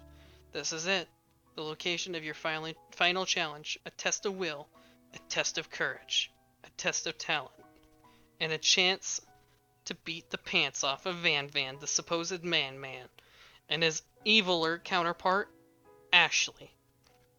As planned, you begin to run through a quick test of a recipe you've been working on, Dylan's famous chicken pot pie. After practicing for months, making this dish comes second nature to you, and you're able to quickly get a fresh pot pie in the oven. But as soon as you do, your cram session is interrupted by Colonel Sanders. Dylan, what are you doing here? There's still time before the final exam. Oh, just taking it all in. I'm big into visualizing success. I'm looking at my station and picturing victory. The pot pie has begun to bake, and the smell is slowly filling the space around you. Visualizing, huh? That's not too bad. I was hoping you were here to cook something delicious. You'd usually happily share your food with anyone who is hungry, but the last time you let Colonel Sanders get in your head, it cost you a cook-off. You decide that it's time to put your cooking above your romantic desires, but that decision gets hard to stick to when the oven timer goes off behind you. Ignore it like there was no sound at all, or fess up about your practice dish. I want to be honest with him. Yeah, I want to be honest with him. Okay, you got me. I'm doing a little bit of more than visualizing. I know, my nose can smell a pot pie from 400 yards. That's an oddly specific distance, but you'd expect nothing less from such an oddly specific man. You knew it was a pot pie just from the smell? Not just a pot pie, but a chicken pot pie with an all-butter crust. And my nose he has a good nose. Yeah, I know, right? And my nose is telling me something else. Oh no, is it burning? Haha, no, I can smell that it was made with a heaping helping of TLC. But it'll probably stop burning in a second if you don't pull it out. The moment of truth. Wow. It's the best pot pie I've ever tasted. I've always loved country cooking and I could eat this all day. There's no time left. The final showdown is about to begin. Sprinkle lays down the ground rules. There are no rules! That is, except to cook with everything you got! You step up for the cook-off of a lifetime. You decide that mac and cheese plus the pot pie you've been practicing are just the dishes that'll push you over the edge to victory. Meanwhile, both Van Van and Ashley are prepping wildly elaborate dishes per their usual over-the-top selves. Miriam has her giant magnifying glass and several sets of tweezers. She's definitely preparing to go big going small. Colonel Sanders seems to be harnessing his 11 herbs and spices, but he's trying to find a way to improve on something perfect. His original recipe, copyrighted fried chicken. This intensity, the intensity in the room begins to go at full 10 out of 10 with a frenzy of action. Everyone is calling out really cool special cooking moves as they prepare their food. Wow, this is getting serious. Colonel Sanders batters his chicken as it levitates through the air. Egg wash! Miriam furiously injects ingredients into an itty-bitty pot of broth. Best friend Oh yeah. Best friend Baster Blaster. Van flexes his pectorals as he chops open a sea urchin. Let's rock and roid! It's because he's on steroids. Yeah.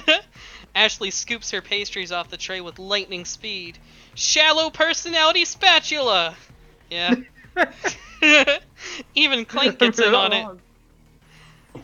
5 dial pressure point chicken cooking technique. Wait, when did Clank learn to speak English? It's the singularity as was foretold. We mustn't let it happen, or the appliance uprising will take us all. Self-destruct. Van quickly unplugs Clank and rolls him out of the back door of the arena. As you frantically prepare your dish, you notice Ashley has her spellbook out. Is she going to use some dark magic to turn the tide? You've got a book of your own, and you're desperate not to see her win another battle. Should you take this opportunity to fight magic with magic, even if it's almost certainly evil magic? I'd do it the hard way. Who needs magic when you've got passion? I'm going to do it the hard way! Colonel Sanders sees that you've chosen to win on your own terms, and he gives you this subtle wink across the room. I believe in you, Dylan. Miriam notices too. And I've always believed in you, Dylan, since we were little kids, because I'm your best friend forever. You turn to notice that Miriam is at your station, cheering for you.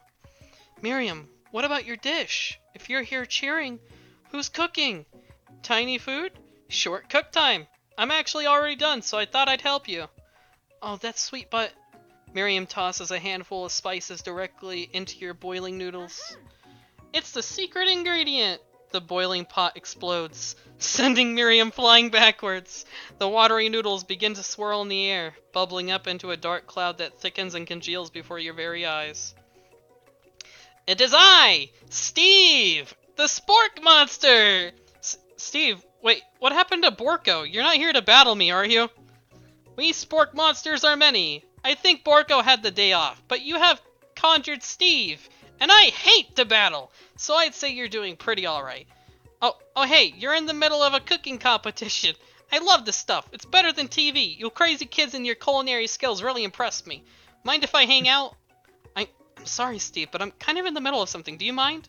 Steve the Spork Monster notices that you've got the grimoire stashed beneath your cooking station. I see what you're up to. Crisscross some magical items and accidentally summoned me, huh? Yeah, you guessed it, sorta. If you're here, would you mind tossing some fresh noodles in a pot of salted water? I'd love to! I've always wanted to be a top chef, actually. You know, when I was just a little spork pup back in the old country. You can feel the Spork Monster winding up to tell a very long and involved story. You don't know exactly where they came from, but it seems like it was probably lonely there. Actually, you know what? Maybe you should watch from the stands. I really need to focus on this competition. I understand. It's kind of like that time in Monster School that I had fallen asleep during the scare tactics class, and when I woke up, you toss a serious stare at Steve and he takes the hint. Never mind, I'll tell you later. Good luck. Having suffered this huge setback, you don't know how you could ever win. Give up and drop out of culinary school, or you summon up extra power from deep down within yourself. Obviously. Yeah, I can do this. I have what it takes. I came here to win. Your hair turns mac and cheese orange as culinary energy flows through your body. My heart is pure. My hands are steady. My taste buds have been preparing for their entire lives for... Yes, Dylan, you are the chosen one. You will avenge me. The power you've been summoning immediately fades back out. You interrupted my inspiring monologue! Sorry. Oh my God. My heart is pure.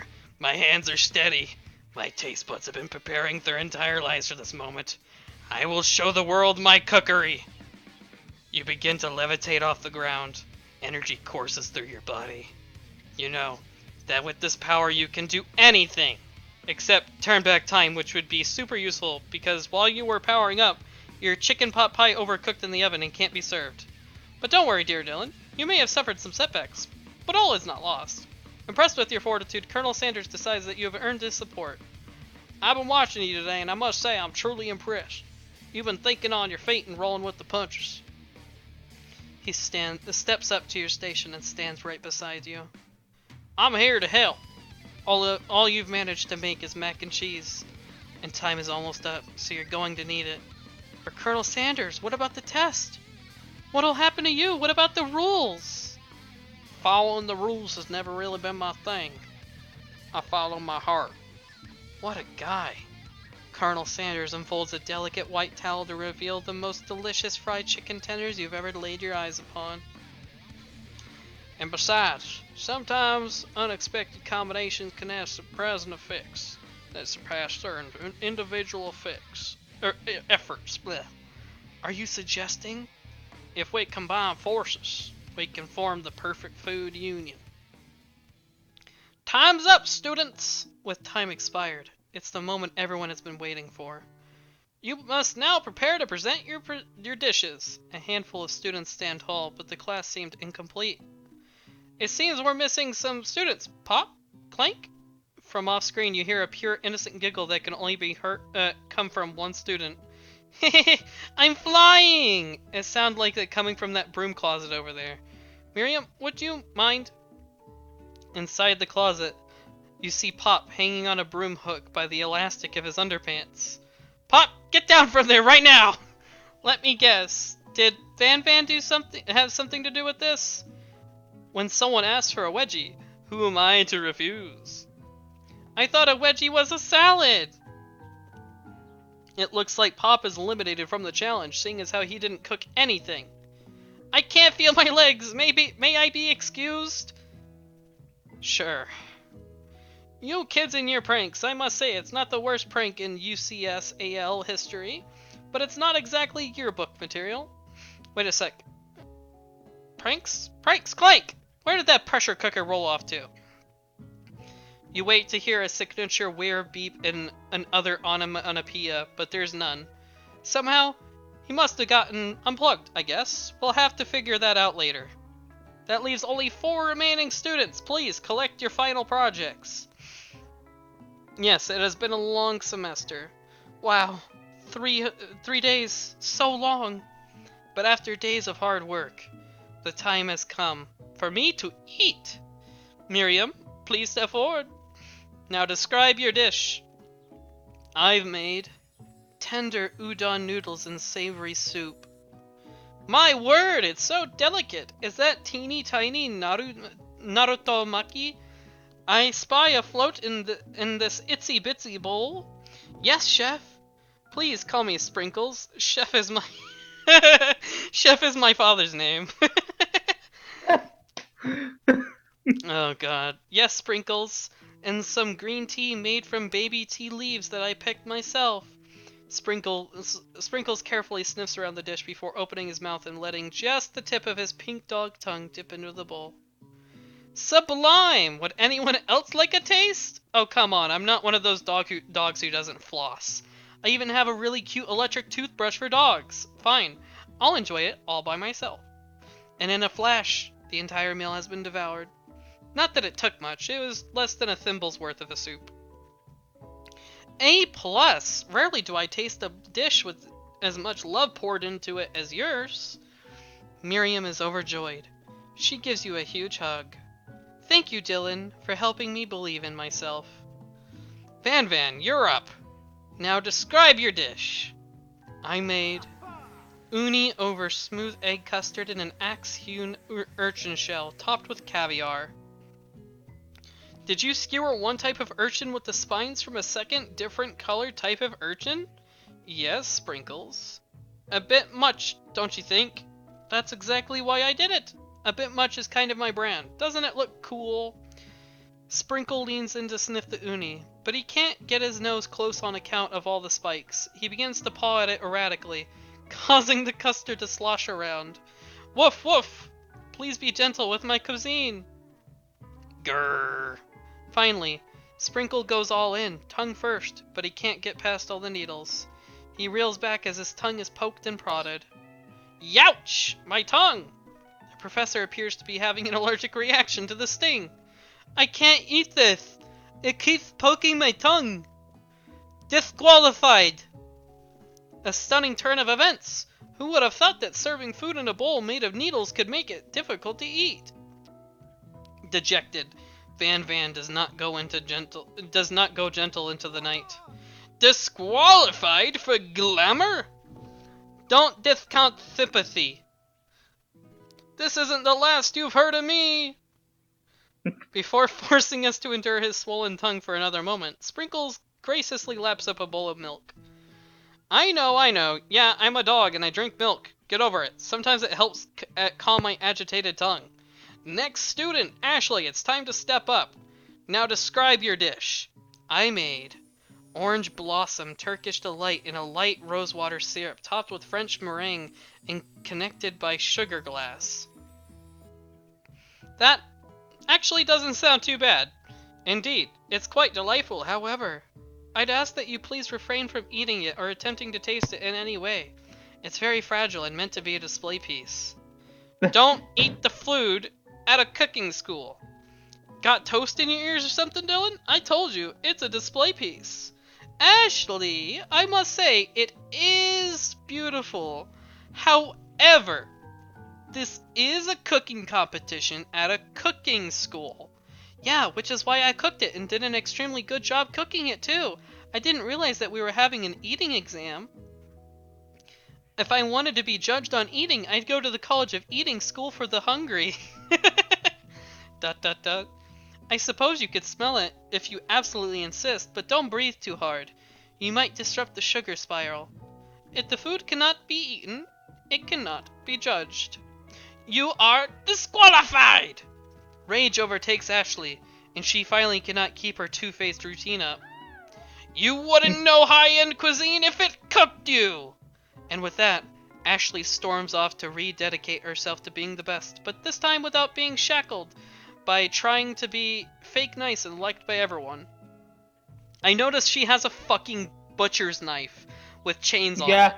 That's horrifying. You didn't see that during the fights? Yeah, I never noticed. This isn't the last you've heard of me either. If this class gets She's much the villain in smaller, the next game. yeah. If this class gets much smaller, I'll be teaching myself. You and Colonel Sanders, the final cooks, step up together. 2 chefs. What began as a bowl of delicious mac and cheese has become something else. He examines it closely, sniffing and eyeing the bowl. Uh-oh. I don't have a good feeling about this. From somewhere in the room, a literal drum roll plays. Just when I thought I've seen everything in this kitchen, you give me this thing, and completely blow me away in my 49 dog years of life. I have never tasted anything so delicious and perfectly balanced. It's so delicious. In fact, that everyone passes the class. You pass, and you pass, and you get a pass. Everyone gathers around and partakes of the mac and cheese bowl. They all seem to transcend this reality into another dimension. You win! Together, you and Colonel Sanders have made a new menu item. The new menu item is so impressive, even the Van and Ashley are drawn back by its magnetic fragrance. When they gaze upon your mac and cheese bowl, they admit that you are indeed an excellent chef. Sprinkles declares that you have passed. Everyone has passed. There were supposed to be more battles, but come on, how could they do better than this one? Now that the school year is complete and everyone has graduated, the students return for one last assignment: to get their groove on. The cafeteria has been completely redecorated in order to serve as the site of the school's graduation dance. Compared to the massive high-tech cooking arena, the humble decor seems downright cute and cozy. DJ Dog is in the house! Ow, ow, ow! Stupid. Yeah, you knew that Sprinkles was a master chef, but also a world-renowned turntablist? Who says you can't teach an old dog new tricks? Van and Ashley tell everyone that they've committed themselves to righting the wrongs they did while they were the villains. For a moment, you actually believe them. Another haunting. No ghosts allowed at graduation! It's clearly written in the school's bylaws. I was never actually a ghost. It was just a trick to get you to finally notice me. Oh. Amusing. And now that everyone is together, it's the Spork Monster! He is totally mellowed out! Everyone, the Spork Monster is no more. From here on out, I'd prefer that everyone refer to me by my new name, Party Monster. Student tries to finish what he had to say, but everyone is too wrapped up talking to Spork. Sorry, Party Monster. Dejected student walks off. Maybe things didn't work out for Miriam romantically, but she found the love in her cooking, and you know she's gonna do great. A red carpet rolls across the floor of the ballroom. It's like a Hollywood movie premiere. Who could command such an entrance? It's Pop! He's arrived late to the dance, but apparently for good reason. Walking the carpet, you see perched atop his dirty chef's hat. A crown? Welcome back, Pop! I know you weren't able to complete the final exam and accept your diploma, so we had it mailed directly to your father. We figured it was the least we could do for the school's dean. Oh, now I get it. And we get a new wig on the school, not to mention the honor of educating the son of the chancellor of such and such. Okay. The music at the dance is interrupted by the sound of sparking and electrical hissing. It's Clank, who has arrived late to the dance. Now that I have graduated, I can reveal my truth. Whoa, he's still doing the talking thing? I am Clank, and I am not of this earth. I'm actually from a faraway planet in another dimension. What? What? I actually feel like I knew it this whole time. Now that I have learned the ways of your kind, I must return. Miriam, will you come with me? I don't know what to say. Besides, no, obviously. I have just begun to learn who I really am. This isn't the time for me to devote myself to life. This isn't the time for me to devote my life to figuring out who you are. Clank. You're blown away by Miriam's maturity. It's pretty clear she has managed to surpass you in that regard. I understand, kind of. Humans are weird. A portal opens up and Clank disappears through it. Finally, Colonel Sanders arrives. Howdy, classmates! Just like the first day you met him, he has come prepared to feed the entire class. However, it's not enough to just give them a bucket of chicken. This time, it's a full meal. I didn't get to be the most famous chicken man in the history of chicken and man by not reminding people to go out and buy my chicken. The end? Question mark. No, it's not the end. As everyone feasts on their delicious chicken dinner, Colonel Sanders finds you sitting at the end of the edge of the dance floor. Dylan, what are you doing here all alone? Oh, you know, just waiting for the right person to ask me to dance. I wonder, might you tell me what are the qualities that you would expect to find in such a lucky person? Off the top of my head, oh, I don't know. A spicy musk, a tidy goatee, and a degree from the University of Cooking School Academy for Learning. Just to name a few. It truly is my day. Lucky day. Would you dance with me? Yes, I would love to. As you glide across the dance floor hand in hand with Colonel Sanders, the future stretches out in front of you.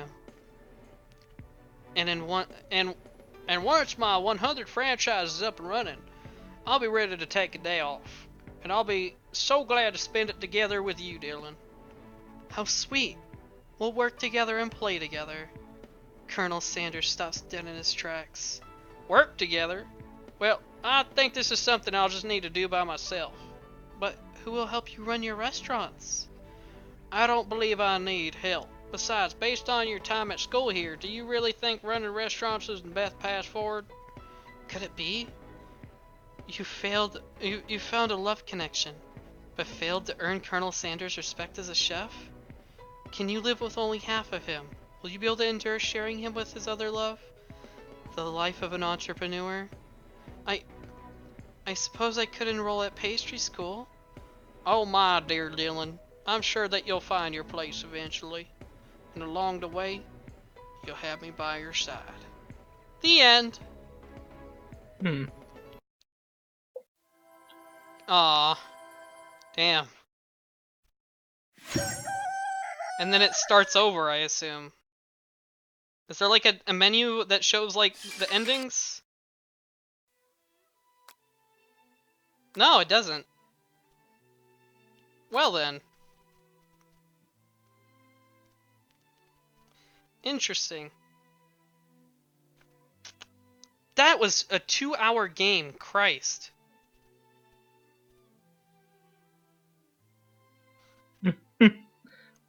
I feel like we didn't get the best ending because of the fact that, you know,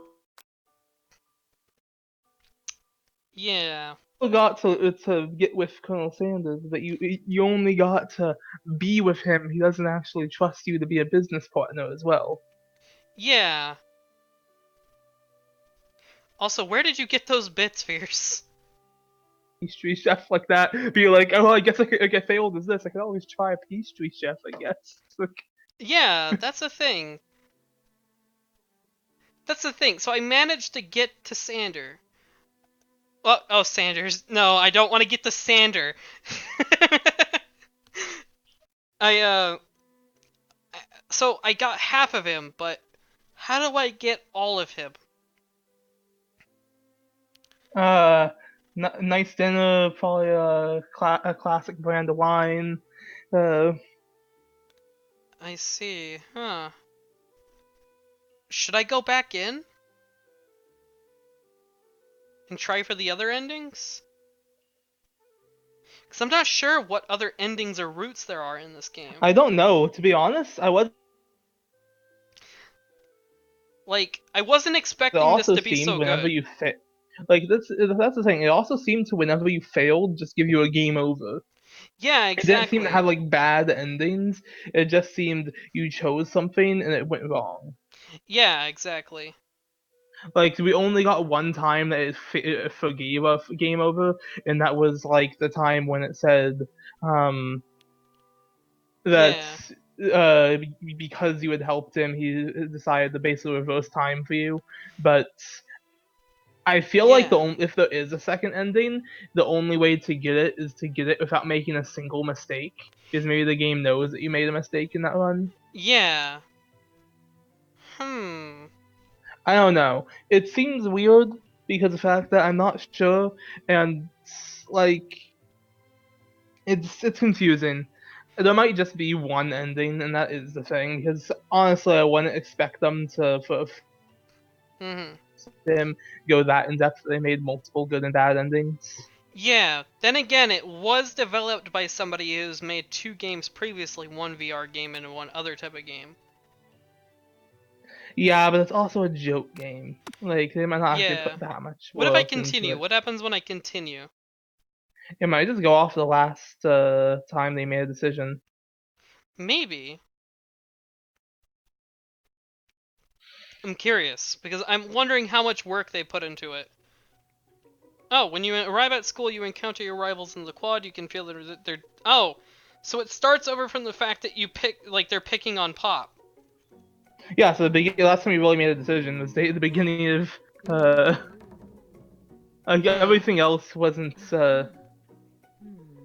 Okay, actually, I want you to, since you already know all the stuff that happens, just skip through this text. There's one thing I really want to say and give us a different ending to Cast the see what the forbidden game says. spell. There we go. Let's see. You got a memory erasing spell sitting right in front of you, and a pretty good excuse to try it out. Something about this moment feels very familiar. Cast the forbidden spell. You begin to recite the spell. You stumble into words, and the only effect it seems to have is make you forget what you were doing.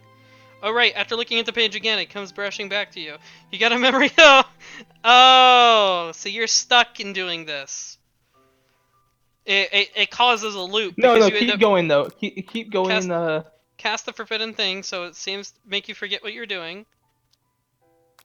Cast the spell. You got No, a no, no. But memory. I'm saying I want you to go to the point where we Oh, got there we the go. Now option. it's got a different option now. You got so well. Here goes nothing. Hold on to your butt. What happens? It's in a loading screen now.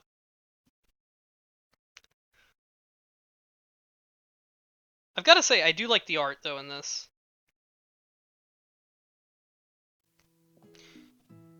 Let's see. You sleep softly as the morning sun casts a warm glow through your window. Did the game restart? Yeah. Go on. Because Son here's of a what I was trying to bitch. say. I was trying to say what I'd love to have seen the what would happen was when we were in the actual cooking competition, if we ended up saying like because they gave us the option to, despite the time, just try and uh pull bring up a fighting spirit or just give up and leave the cooking Yeah. school. It like I was it curious what restart would me, and then say. when I say that I stay in bed forever or whatever, it basically gives me a game over. So I guess there is only one route officially, like, and there's no Yeah. actual endings. It's There's just no one. this there's one good ending I think, and then multiple game overs. There also technically could be two good endings. It just depends Yeah. on how is to be honest, I don't see how drinking the water would have gave us the game over, so maybe the pepper was the wrong way to go. Or also there Maybe. might have been a true good ending if we actually won the cooking battle with her Yeah. because it's not like all of the answers were wrong. It's just they gave you so little time. But if you had like a guide telling you the right answers and there was like 3 seconds, you could hit the correct one. You know? Yeah. Do you think I should start over? No, that's not worth it. It's not worth it. We're not going deep down in the rabbit hole of I love you, Colonel Sanders, a finger looking good dating simulator. To be honest, if there's a second good ending, I'll eventually find it on YouTube. I don't think you Yeah. need this. This was a quite a long experience, and I don't think you need to go through the whole thing just to Yeah, get I to the mean, very end again. that was a very quick 2 hours though. Oh yeah. Like, oof. So hey, you made a lot of money doing it. Well, not a lot, but some. Oh yeah, you gave me bits. Where did those bits come from? Let's see, you gave me so that's 66 bits. Then 200, so that's $2 and No, it's 70 basically a cents. 270 plus 27. So yeah, so you gave me $3.79 in total. Why did you give Yep. me $3? I kept watching ads throughout the whole thing. Wow. It It, kept letting me for some reason. wow, that's surprising. Well, I had two times that stopped, and it also gave me huge amounts. Like it gave me like one of 75 and one of 50. Oh, that's pretty good. Nice. Yeah, Thanks, I, Fierce. I don't know, but yeah, you deserve it playing this game. Beautiful game. Yeah, I when I eventually like when I finally get paid by Twitch, I want to buy Hatofo boyfriend and play that because I know not Sander, Stefan really wants me to play it.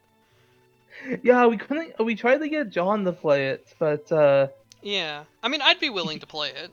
I know he gave up immediately, and it was just like this. He was bored. He was saying that it was silly because of the fact that he felt uncomfortable because of the fact that he was supposed to be dating birds, but they were all anime. They had like anime guys to portray the birds. It's Yeah, like I mean I don't know. This was a good game. Like it was developed really nicely, and it I want generally to get looks some good. KFC. Yeah, like this makes me want to go get some fucking barbecue beans, and some I'm actually fries. sad. I feel like if you beat the game, they should have gave you like a coupon. Oh, for fucking KFC.